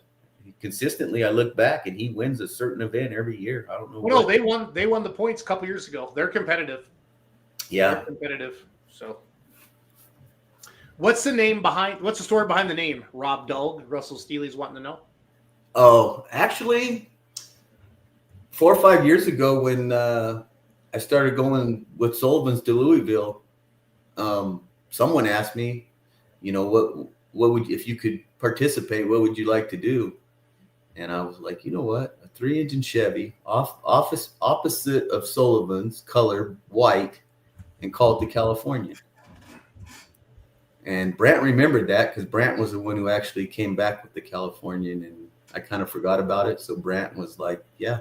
Brant picked the colors as far as the decals on it. And I don't think nobody was a fan of white. When you first say it, it sounds stupid, but I was going, once I went to the powder coat shop and I seen what I seen, I was like, yep, we're going with that. But if you don't like the looks of that picture, you can't be my friend anymore. That's what I'm going to say. That is. I don't know if people were more worried about trying to keep it clean. And after this weekend, when you do a motor swap and you see the fingerprints on everything, I get that. But, oh, well, I figured get your pictures when it's new. Yeah. Yeah, get all the t-shirts made. I like it. So that begs the Brant question. Jesslin's oldest, by the way, everybody. That's Brant Jesslin's oldest, Brody. Is he 3 or 4? He'll be 4 in a couple weeks. He is a chip off his old man's block right there. He's very meticulous. That is an all-American tractor pulling family, because you got Brody, who is about as anal and is a perfectionist, is even lining his little cars up as anybody can be, and real intense. And you got Baker, who's next to him, who just wants to roll around and have a good time. He doesn't get deterred much. And then you got a little baby sister over here. She just looks at all of them like, what are you guys doing this for? So, stupidest thing ever. She'll just look at you like you're stupid. Out of all the pictures you sent me today, Robbie, this is my favorite. So I love it. That's what it's all about. Yeah, we actually had a good time. That was Friday night afterwards when I said I was debating on going to rip the motor out of the Mini. And I said, I think I'm gonna go home and grab that motor out of the Mini. And I was on the fence. All I needed was somebody to tell me no. But Brody stood next to me and looked at his mom and said, I'm gonna go with Bubba. So as soon as he said that, we were going. But as soon as we got in the truck, he fell asleep and it was out from that time we left till the time we came back the next morning and got donuts. So he and that's my youngest daughter, Haley. She came from Monterey with her boyfriend and they hung out for the weekend. So yeah, it was good. Honestly, going to Madera, I haven't really participated in California in several years. Going to Madera, and I went last year and I went the year before just to, hang out, spectate, help somebody. But going in, signing up, Joan Massetti and Christy Massetti. As soon as you walk in, it was just a good experience. They treat you like they want you there. You don't feel like you're getting your pocket picked when you're actually checking in. They want to know how many people you have coming.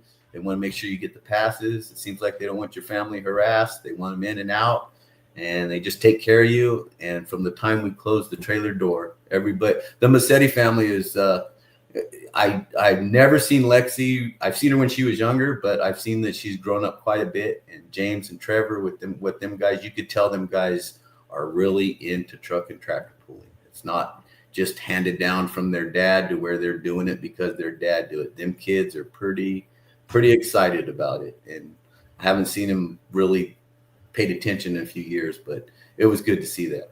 Yeah, they're all in. Good times. Yeah. What do we got here?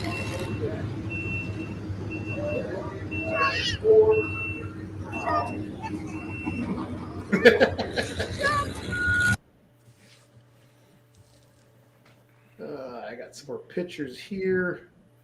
Kids having fun.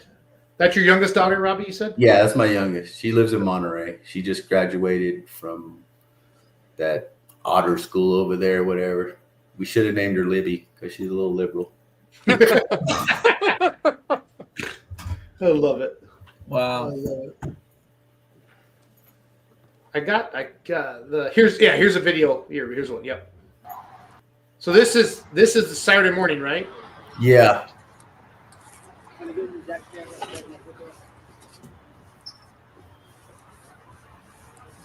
It's a sad day to be a mini rod. Minis aren't much bigger than that cart, so whatever. And there you're in the pits there. Well, the motors are there. What's going on with the minis now? Well, the minis will get the one motor back together, the Brad. I still have a spare on top. I got 3 complete motors, and then I got 1 short block that all I'm lacking was heads, which I was going to purchase this year to have a spare for either the mini or this. But as you've seen in Hillsboro and last weekend, my spare is pretty much depleted. So right now I'm down to 2. Brant will get that other motor back together. He's going to order parts and pieces and get everything new. He already told me no more making bad decisions like that. Do it right or don't do it. So he's going to order the new parts. We'll get the crank checked, see if the cam made it, and we will get the parts together and get that one back. Put it back in the mini. One mini I'm going to sell off. I actually, we could sell it either way. It's got a Brad 5 that James Phillips has. So we might put that in the planetary chassis or just part it out.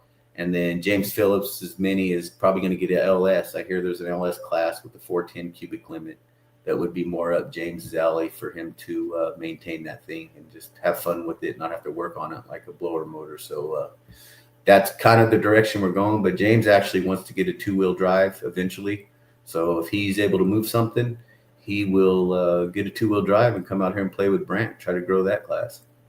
For those of us in the Midwest and East, Brant, what did Brant say? You could put a sign out for a truck pull in Kentucky and have 32-wheel drives by the end of the day.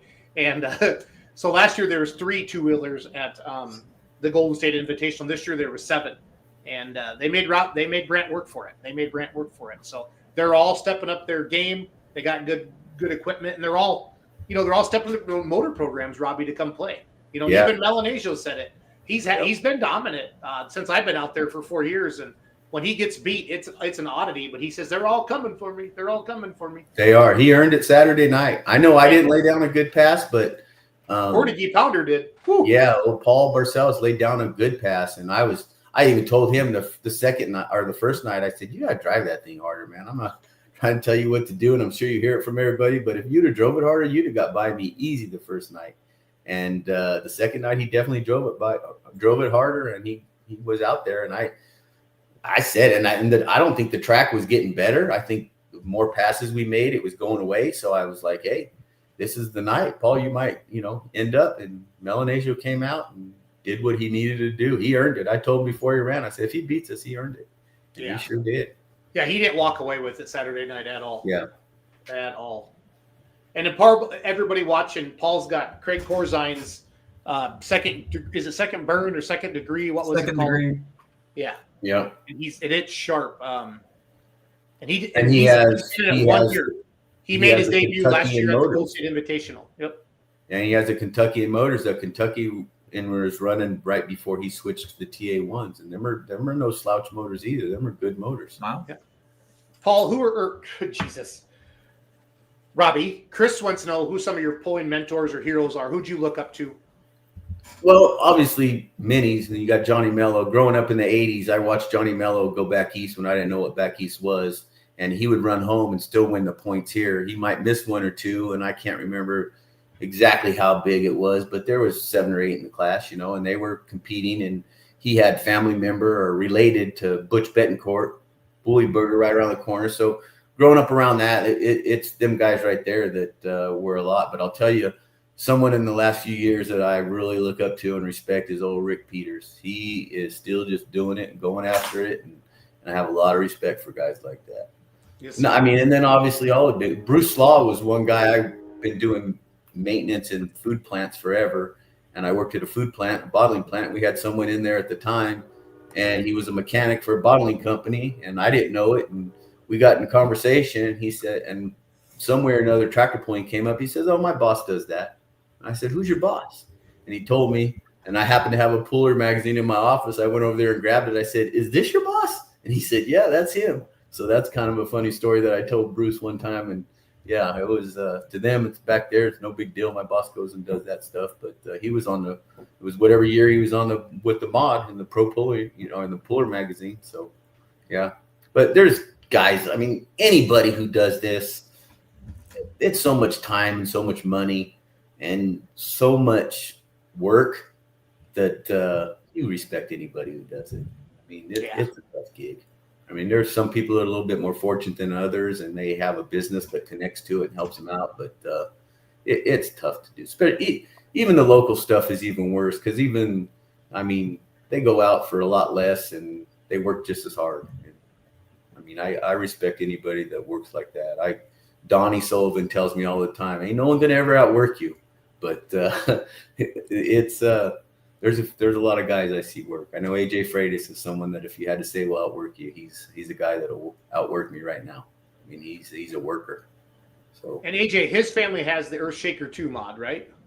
Earthshaker 2, and then he has a Pro Mod truck, which he went back east with me. He actually drove the Mini for me last year a couple of times, and he actually is into 4-wheel drives, and he's been talking to the right people back there, introduced him to a few.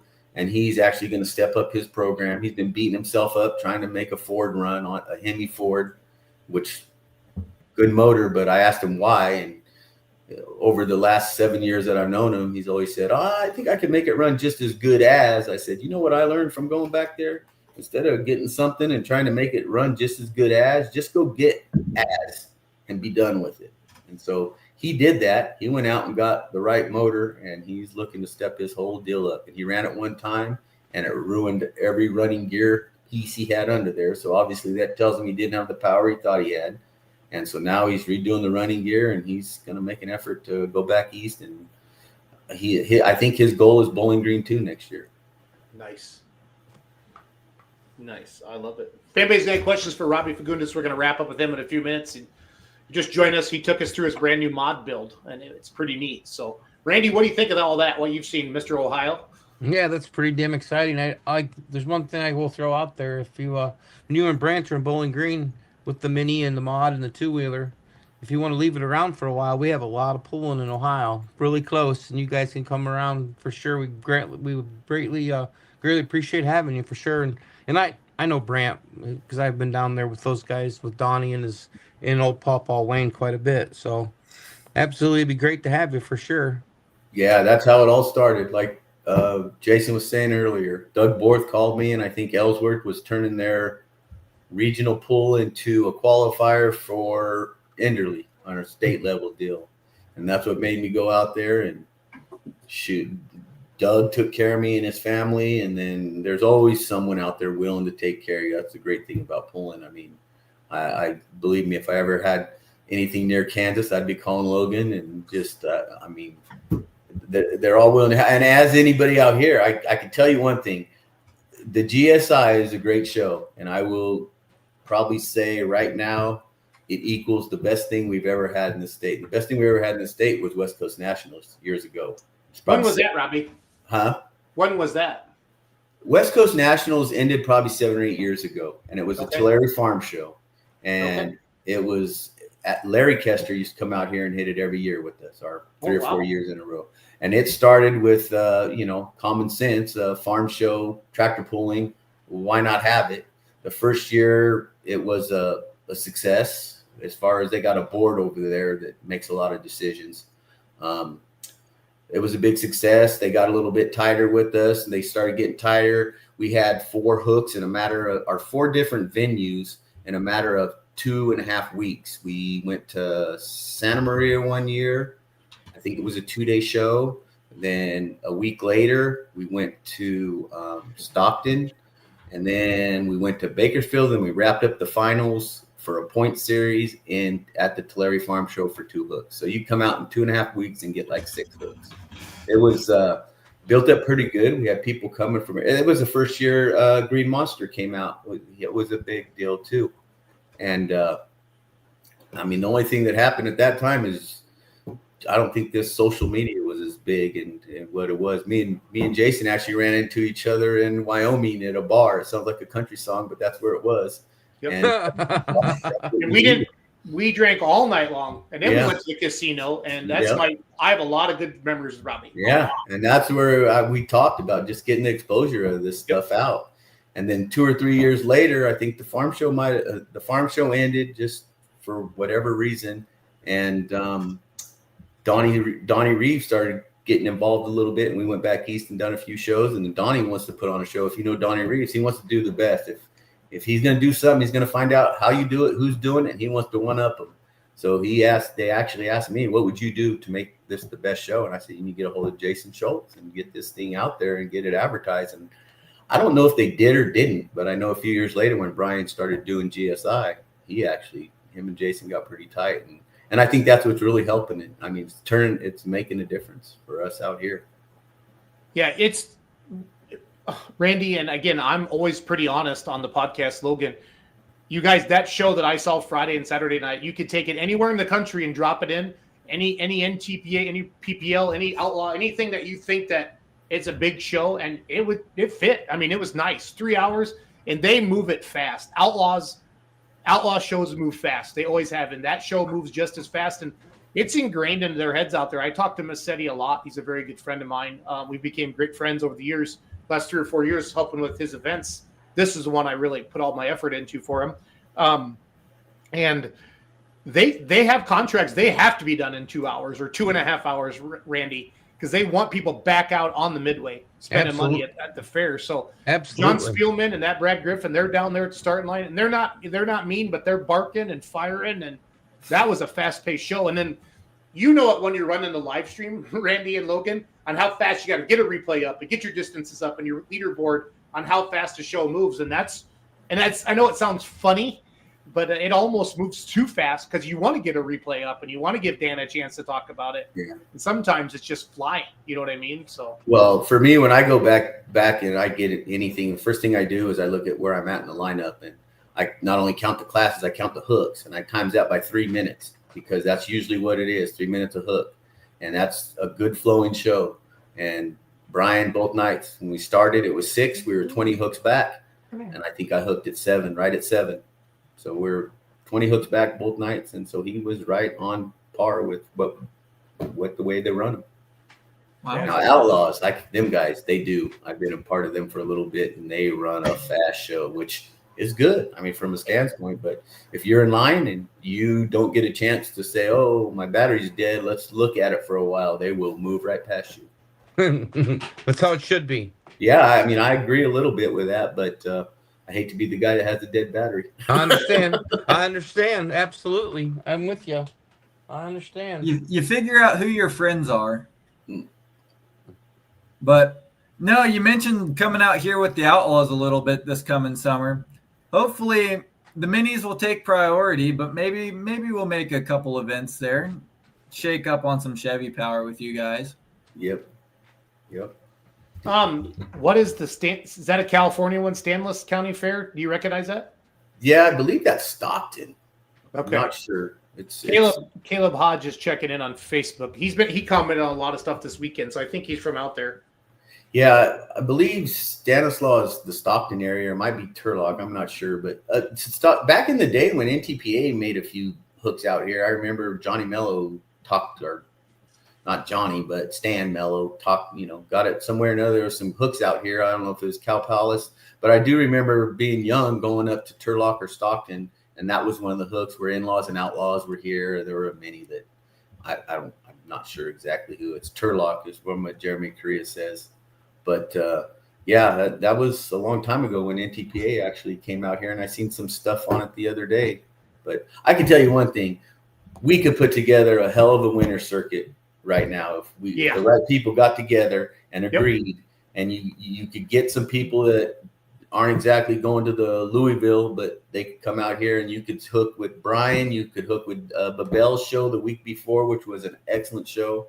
He does it right at his farm. He calls it Bet on the Farm, and believe me, that was just as good a show as any other. And, Brian, obviously, like I said, West Coast Nationals, but this year going, I can honestly say Brian has matched what West Coast Nationals did. And he's only doing it with one show. And West Coast Nationals actually grew at one time to 4 hooks. So, but okay. I mean, you could get a winter series out here and wrap it up in February or however you want to run it, but you could do a good point series. Yeah, you just got to get 2 or 3 in a row. Your equipment as well. Make it worth everybody's while. Get 2 or 3 in a row. So yeah, and you got to leave your equipment. Believe me, I'm the only dumb one that drags stuff back and forth because it's cross country, $2,500 in fuel anytime you want to go one way. So there's enough people out here that take care of you guys, just like you guys take care of us. They would farmers. They would have put your equipment up and it'd be safe and secure, and you guys could fly in and out. And you can add 6 or 7 numbers to that class in a blink, I think. Pro mod trucks, you can add probably the same to that. Now, you're going to have to eliminate some other classes so you don't have such a long show, but there's a lot of classes that could be eliminated, if you ask me. So Robbie, do you guys pull the blown minis out there? We haven't, but I have been in talks with the gentleman I sold my sled to in Arizona, and we're getting ready to make it functional to come out. We could still get numbers out here. Right now, if we wanted to put on a blown mini show, I could probably have 7, upper state level quality minis out there, which I know Logan would probably be. Where are you at, Robbie? I'm getting ready to Google Map this. Yeah, don't take much to get guys out here. We're right in dead center of California, Fresno. Just put Fresno. Oh, it's beautiful country, guys. It's beautiful. I mean, it is. I don't live out there, and I have to deal with the politics and all the stuff that the guys hate.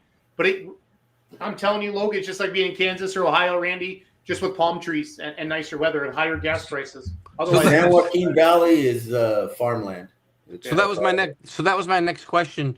What mini sled do you guys have out there? It sounds like it was one that you built. I built one, and then Gary Weisenberger had built one at the college that he ran for years out here, and I built one after the farm show. After like the 2nd or 3rd year of the farm show, I built one because it was hard to get anybody to want to come back here. They wouldn't pull a sled like what we were doing. It was dangerous. I mean, it was on wheels the first 50 feet, and then he lifted the wheels, and I actually have a good wreck somewhere that I could share a video with Jason the next few days where I got shucked around that thing like a rag doll, and that's actually what prompted me to build one. And so I built one basically, like I said, spying on everybody else's stuff and just putting one together, and we ran that thing. And I was able to, Logan Thomas came out when he sold Brian his sled, and I'd like to take credit for everybody stepping the sled game up out here, because when I built my sled, and it was a speed sled, and they were still doing a drag sled, everybody talked about wanting to hook that sled, and I pulled the country mod trucks, and the big deal was getting a sled. You got it for the minis, you couldn't run it for anything else. I ran it for, if we did a hook, you can go back and look. If we did hooks, I pulled at least, if there were 60, I hooked 30 of them or plus. I mean, I always did more than half, but we were pushing that sled to the limits. It wasn't built for it, but I did country mods, all the stock truck classes. I think I did 58s one year.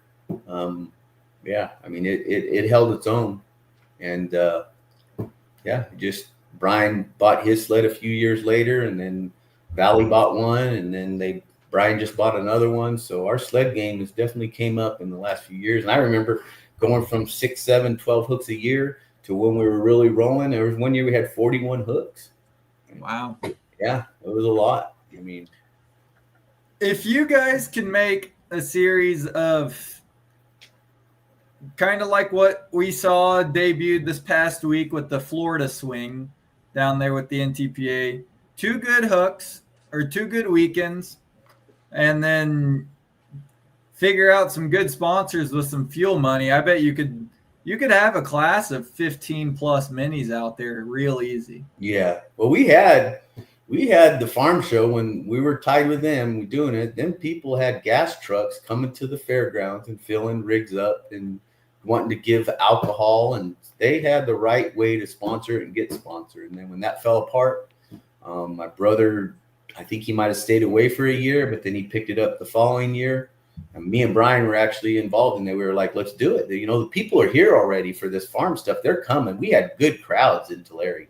And it was like, we got to do this. And so we started doing it together. It was kind of like, well, if it takes a shit and we lose our ass, then, you know, the sleds don't worry about, and, you know, our tractors don't worry, you know, we're just going to stick our, but it came together so quick for my brother. He was like, no, I got it. I'll do it. You know, some of the sponsors came back on, and he took care of it. So yeah, it's only 1 day show now. I wish it'd go to 2, but I mean, if you're flipping the bill for it, it's a different story. When you're just sitting on the sidelines saying what you should and shouldn't do, like Brian's entitled to do what he wants. He pays for it, so he can do call that show an invitational. He can do whatever he wants. And Donnie with Tulare, he pays for that out of his pocket. He can do whatever he wants, you know.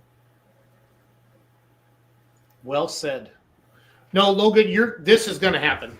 This is going to happen. I mean, I think a winter circuit eventually out there, and you'll see more guys come from out east. And it takes some stuff like this for people to realize it and check it out. And guys like Robbie that come out and support it, you know, come out east and ask for guys to come back. Because that's one thing, you know, that the best promoters do is if they have a pulling vehicle, they'll go to your event and then they ask you to come to theirs. And that's that give and take a little bit.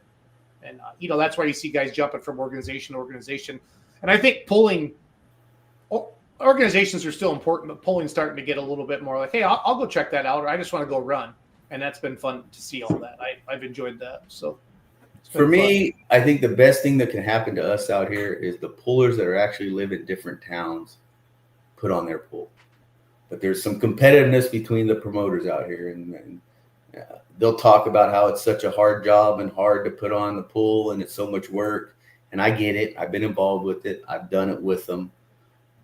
But if it's so much work, why do you get mad when you lose a show to the next promoter? So, and why are you trying to keep everybody out? Let the guys put the shows on, help them, support them in their hometown. If Anthony Freitas wants to do Chowchilla, we should support him, do the whole thing. It's his hometown. If Alan Babel wants to do, you know, Hillmar or whatever, we should support him and not stand in their way and push him along and do whatever we can, not try to say, what's that guy doing? You know, why is he trying to put on? No, let's just support him. And that's not was going on out here. I don't know if it's changed. I really don't care if it's changed, but in order for them to get good venues and people behind it, because people will say there's some very good people that promote shows out here as far as like a appearance from the grandstands or watching the show. But when someone puts on the show themselves, like Brian's doing Madera, there's a whole different level of promoting from Brian when he puts on Madera versus the other shows. He is promoting Madera and putting it together for success. So the other ones, they go in, Fairground gives them $20,000. They ask to put on a entertainment for 2 hours. They don't want to talk about what classes you're bringing, what tractors, how many tractors are in the class, what's the hot class out right now. They just don't. They shy away from that. They just want. Yeah, they're just checking that box. I need to fill a 2 or 3 hour grandstand spot. Yeah, I'm glad you said that, Robbie. And that's the stuff that needs to be said. It's a big difference. Yep. Big difference in promoters for sure. Well, I mean, Mike Lewis is another promoter out here, and he goes to Nevada and puts on a few shows. And I was just hearing through the grapevine how the entertainment and how he just really put together a show. Well, he's the one who put the money out and rented the grandstand, so it made him promote it. If he didn't get the advertisement out and get it done, he was going to lose his ass. So he went out and did it, and he's a good promoter. It's not easy to promote. I'm not saying that. I haven't done it, but I watched them do it, and I've been close enough to see what they go through, and it's not easy. But for some reason, they don't like losing shows, so it must not be that hard, huh? Right. Well, there's competition makes everybody better. I like it. It. Can I say the Jason quote? Which one? Pullers make the best promoters. They do. They do. The best because they know. promoters. And just like you talk about, you listen to Robbie build his tractor. Robbie's had these minds and he's seen this on so-and-so's tractor and this on so-and-so's tractor. And that's why his tractor looks beautiful. And out of the gate, it ran, and that's the same thing with being a promoter. We all go to a venue and I would do this and I would do this, but I'll never say it out loud unless somebody asks me, because I know how much time and energy and money it takes to promote an event. And I'm glad that people want to do it for us. You know what I mean? Because it's a big risk. You're risking tens of thousands of dollars or more if it goes really bad, to put on an event like this. So, and Robbie, this is the first year that I had more comments about your tractor on social media than I did if I can't believe Gavin Newsom lets him blow black smoke in California. So it's been kind of fun. Now, this is Billy Beers' old tractor. This is the original war wagon right here. This tractor lives in Washington. So that's Gary. It's Gary Seitzma. I always say that wrong, but that's his tractor there. This is Friday night. That He class didn't was come back well until represented Saturday last night, year. so. That class with what's his name coming out from New York? That class, Owens. Yep. Owens coming out. That class was well represented last year. It was a good show. Yep. But now I'm telling you guys, the California thing is legit, and it's very, very legit. It's come a long ways in the last 4 years since I've been out there that first year. And then, like you said, the social, the live stream, all that helps, Robbie, a ton. Yeah. Because that got, that live stream got shown to our full pull live audience. That's big. And there's a lot of Grand National pulling fans and Outlaw pulling fans and it's kind of fun because it's later at night too. Like this started at 9 o'clock Eastern at Randy's house. Yeah. So I can't remember. Was Uncle Sam in Madera last year? The very first year he was in Madera. Yep. He was actually at Mabel's Pool the week before. I don't know why. Yeah, I think him and Alan are pretty good buddies. Yeah, I don't know why he didn't come to this. I heard that they hurt one of the motors and they weren't going to run it on 3. Okay. I don't think they were ever coming. I think there's some politics going on there, but there's a lot of feelings still. So yeah. Yeah. Well, get over it. So I wanted to show Carrera's run here. He went 425. Where was that at? There's Hammer down. There he is. We'll watch this. He went cruising by our camera. Yeah. Yeah, he actually went to Babel's Pool and ran twins. And, okay. I was almost going to go do tests there, but we weren't together yet. And he ran just as strong with twins as he did right here. Yeah, no, this was fun. So this is at the Madera Speedway, everybody. That Kenny Shepard owns it, and they do a lot of like up and coming NASCAR kids. Randy and Logan run out there, and he loves this. I mean, the horsepower. And this was Saturday night was the biggest crowd I've seen for Brian and Christy too. So it's been growing. Good. And it was good to see that there. So how far is it from Madera to Allen Babel's? It was only an hour and a half. Not even that. It's not even an hour. Okay. It's right there. Okay. Yeah. They should have really done something. Hopefully they put together something to make pullers. I mean, to me, I built a sled. Larry Kester was a Grand National champion the year after I built it. Larry Kester was coming to Larry to do a display. I'd kiss his ass to have him hooked to the sled I built. He got done hooking it for a couple of nights, and he came to me and said, "You built a hell of a sled. One of the best sleds I pulled." And I took that as a feather man. And when someone comes from back there that is doing it serious and they do it hard and they run good and champions under their belt, I love, even when I had state level Chevy motors to compete against them. I mean, what do you got to lose? They're running the high dollar stuff. You're running the cheap stuff. So if you get close to them, you have nothing to lose.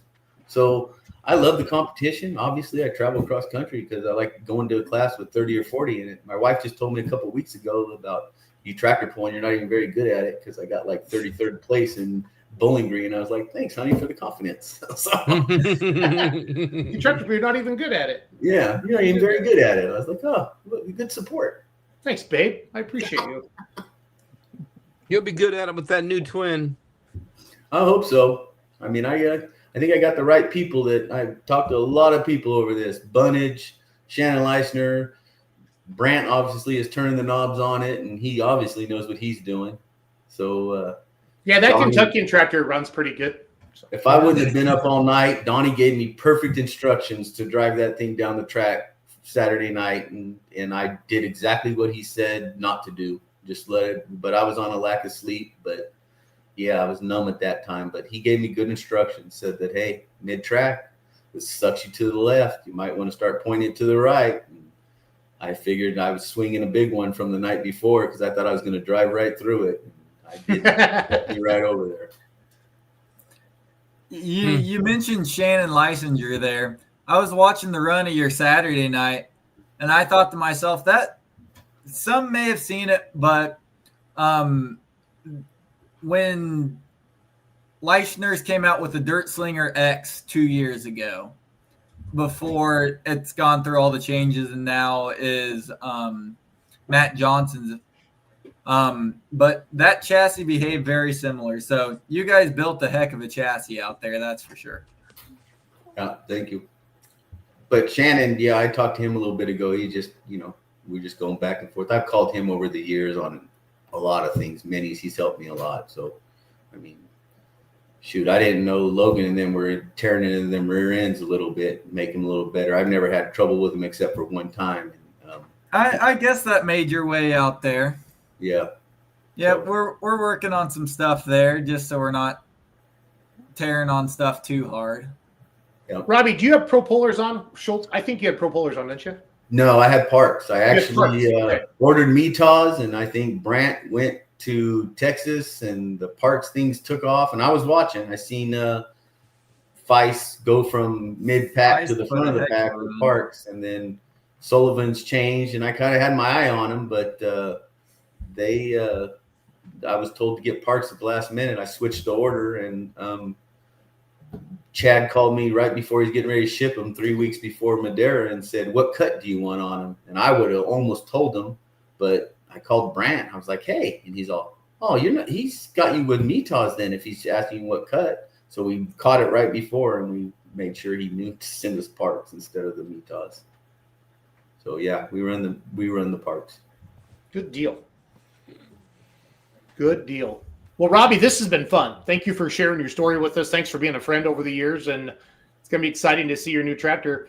And that white, I have a feeling we might see a few more white vehicles coming out here pretty soon because that just pops. I love it. Yeah, I love it. So I like it for now, but I'm sure it's going to get dinged. I've been looking for the touch-up paint for it already because.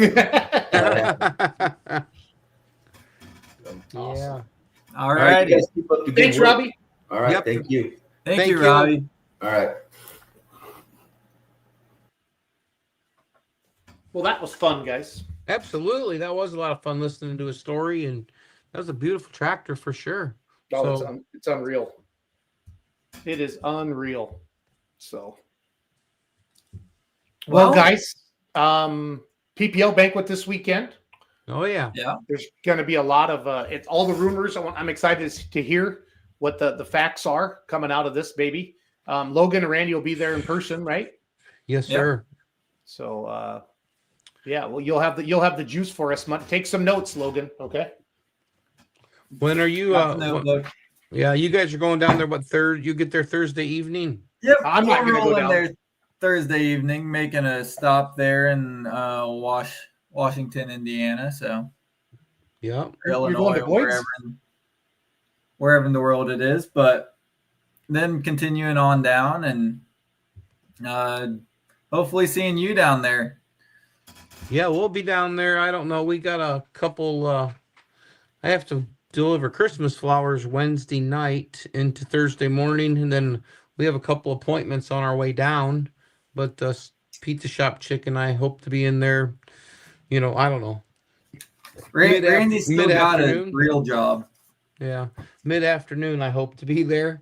So it'll be then I don't know what. Then we'll all get together and do something. I'm sure. I missed some final questions, guys. Sorry about that, but they're asking. There are questions for Robbie, so I feel bad about that. I just got to pay attention. That's Those- okay. Planetaries are you running? Oh, I'll bring Those Robbie are back in. Franklin Planetaries. They look to be on that tractor. Robbie, are they Franklin's? Yes, sir. Okay. And then are you coming to Farley? We're going to find out. I think we're going to find out all that Farley stuff this weekend. Is what I I'm would- Yeah. I I don't would- know anything that's going on to Farley, but I guess I could overextend myself again financially and do it.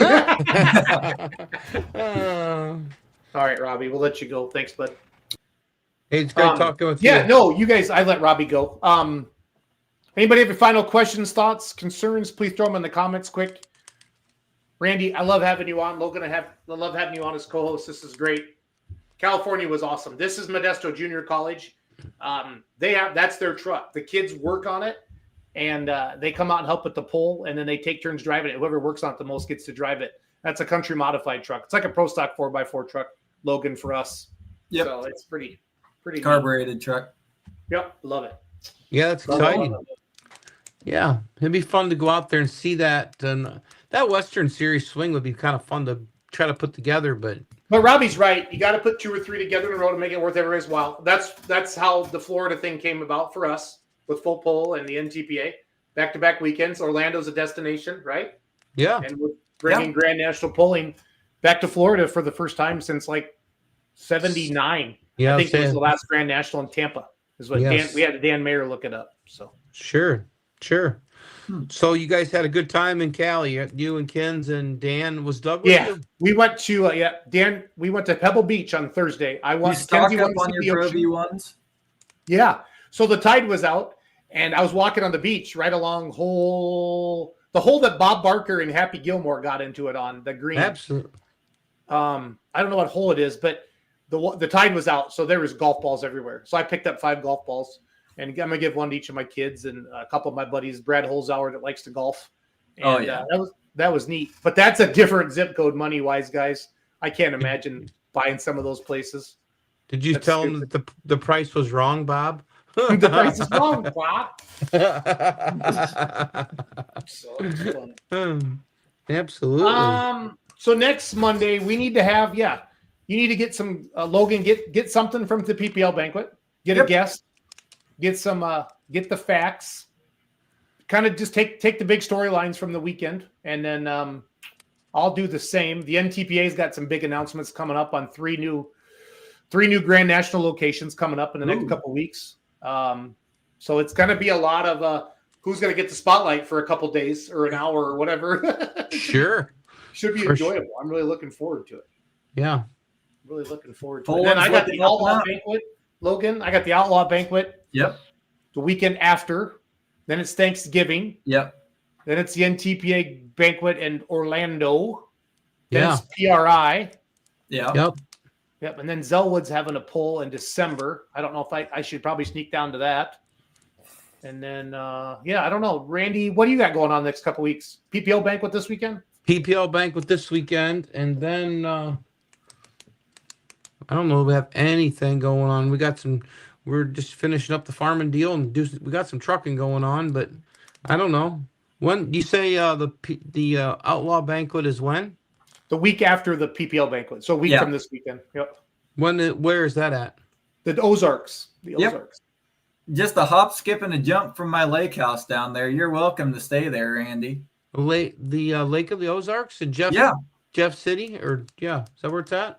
Well, no, it's Ozarks. You go Jeff City, and then you drop south and west just a hair. Okay. Yeah. So Aaron and Sean and Jamie, Yes, sir. They have a house. They have a house on the lake there somewhere. Yep. I forget the address. We've been there a few times. The absolute. Well, we might have to make a weekend out of this. Hey, that would not be a bad idea. I would love to go to. I can't go to the NTPA banquet. I mean, because of that is our final weekend for Ohio State's executive board and the full board meeting and all the finish up the voting for next year's rules that are going to be changing. So we can't go to the NTPA, but there's nothing that says that I can't go to the outlaw one. So if we're allowed to, You're allowed, Randy. You can sit with me. So yeah. I have to think about that. That's only probably a 7 or 8 hour drive. It'd be just an afternoon in the park. It's gonna be more than that, boss. You'll probably be It's 10. 8 hours from Wisconsin, Randy. Yeah, well, it's how far is it from St. Louis? 3, 2 2 and a half. hours. Yeah, two and a half. Yeah, we're probably get right after it. It's probably 7 to St. Louis. So yeah, we're probably 9. Yeah. Still an easy drive.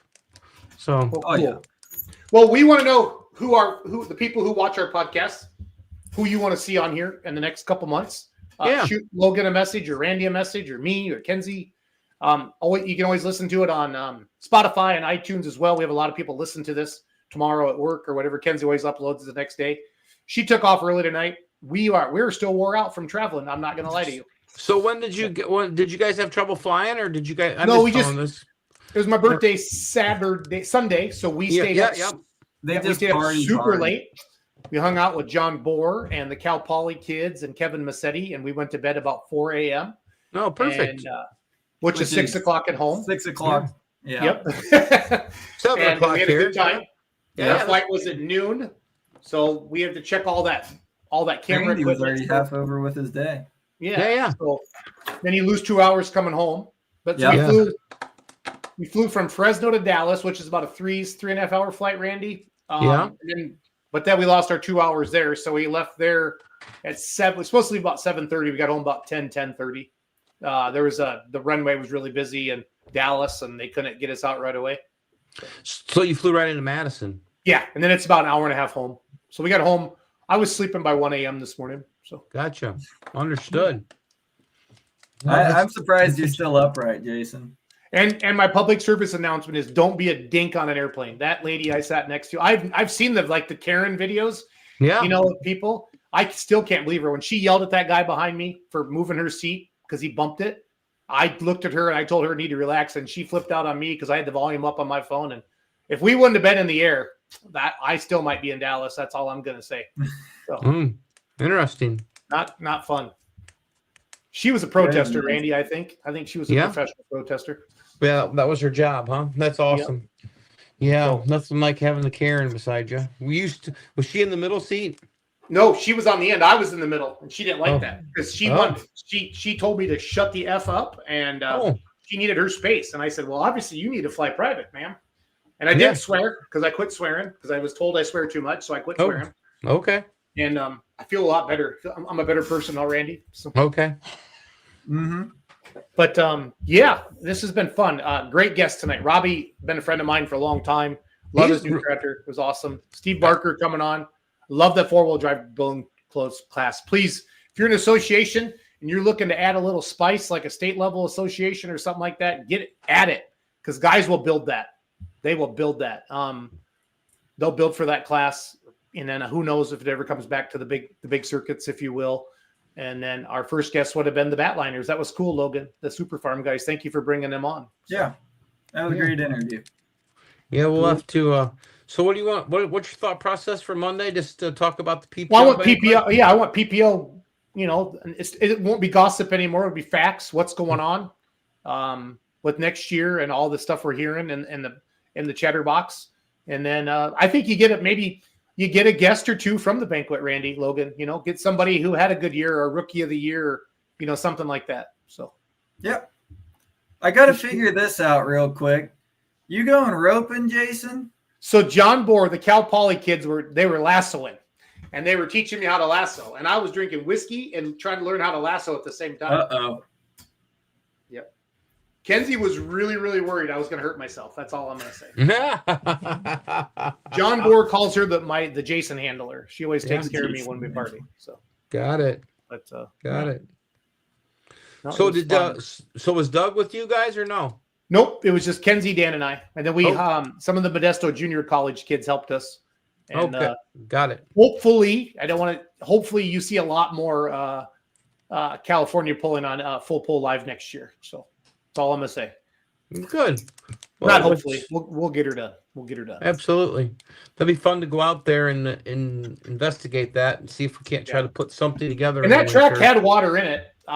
It just when the big stuff would dig down, 5, 6, 8 inches, whatever a foot, that's when they got into the drier dirt. So it was a good track out that way, I guess. Oh, yeah, that's a good track there, Jason. Yeah, look at that. So That'd be interesting to go to see the Bells pull the first weekend and then their pull the second weekend. Yeah, they That would wanted be us to stream it. I didn't have the manpower. I kicked myself in the butt now for not figuring it out, but it is what it is. So yeah.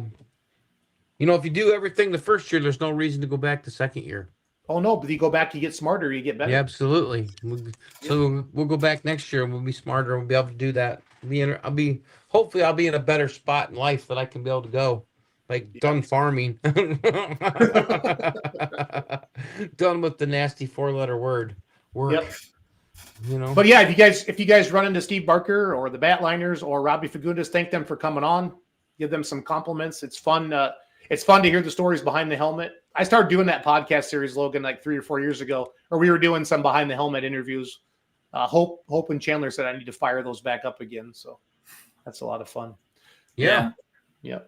Well, cool. Was Chandler out at, what was it, Princeton this weekend with the Garden? No, Track? he was at Dyersville at the toy show. Dyersville, Iowa. Show. Yeah. Yeah. You ever been to that thing? I have not, but Chandler goes every year for us. So I've not been personally, but my Chase, with the 2-engine mod, he's been out there. He took his boys out there a couple times, and he said it's unbelievable. The school is just full, and we've talked about going, but we kind of dropped the ball on it this year and missed it. Well, we get a lot of good content for YouTube and Facebook out there, and some the displays and stuff like that. And they do really I saw a couple really cool polling displays out there. Yep, absolutely. Yep. There's a new Super Rooster toy, B&B Toys. I think Illinois is doing it. Yeah, I did see that. I think Bryce Howell is one of their like distributors or toy guys like that. So it's a lot of fun. Yeah. Well, good. Yeah. Good. Well, everybody, thanks for watching tonight. About half of Logan and Randy. Have a good night. Yep. Don't drink too much, and if you do, don't drive. So yeah.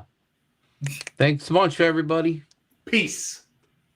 Here, I'll play Robbie's runs one more time before we log off. Cool. Absolutely. Because I'm running it. So it's your thing, Jason. Kenzie can find the stuff way quicker than I can. You're the boss.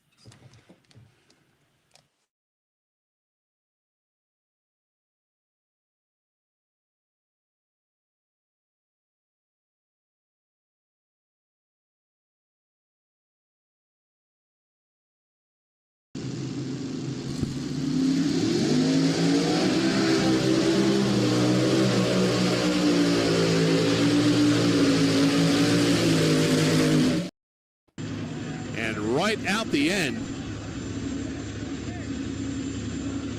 Yeah, 340 and 24, and it's raining dirt. So 340 to get us.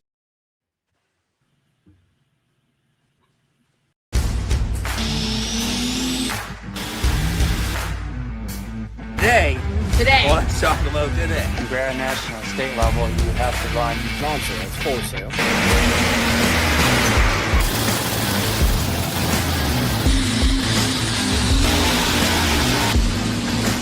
Is 9,000.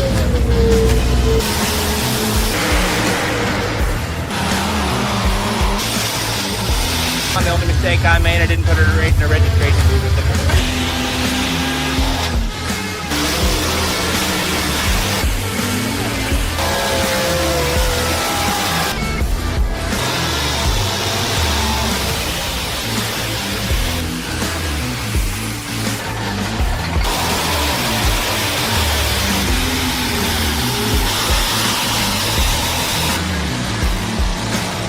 just this ever-evolving story.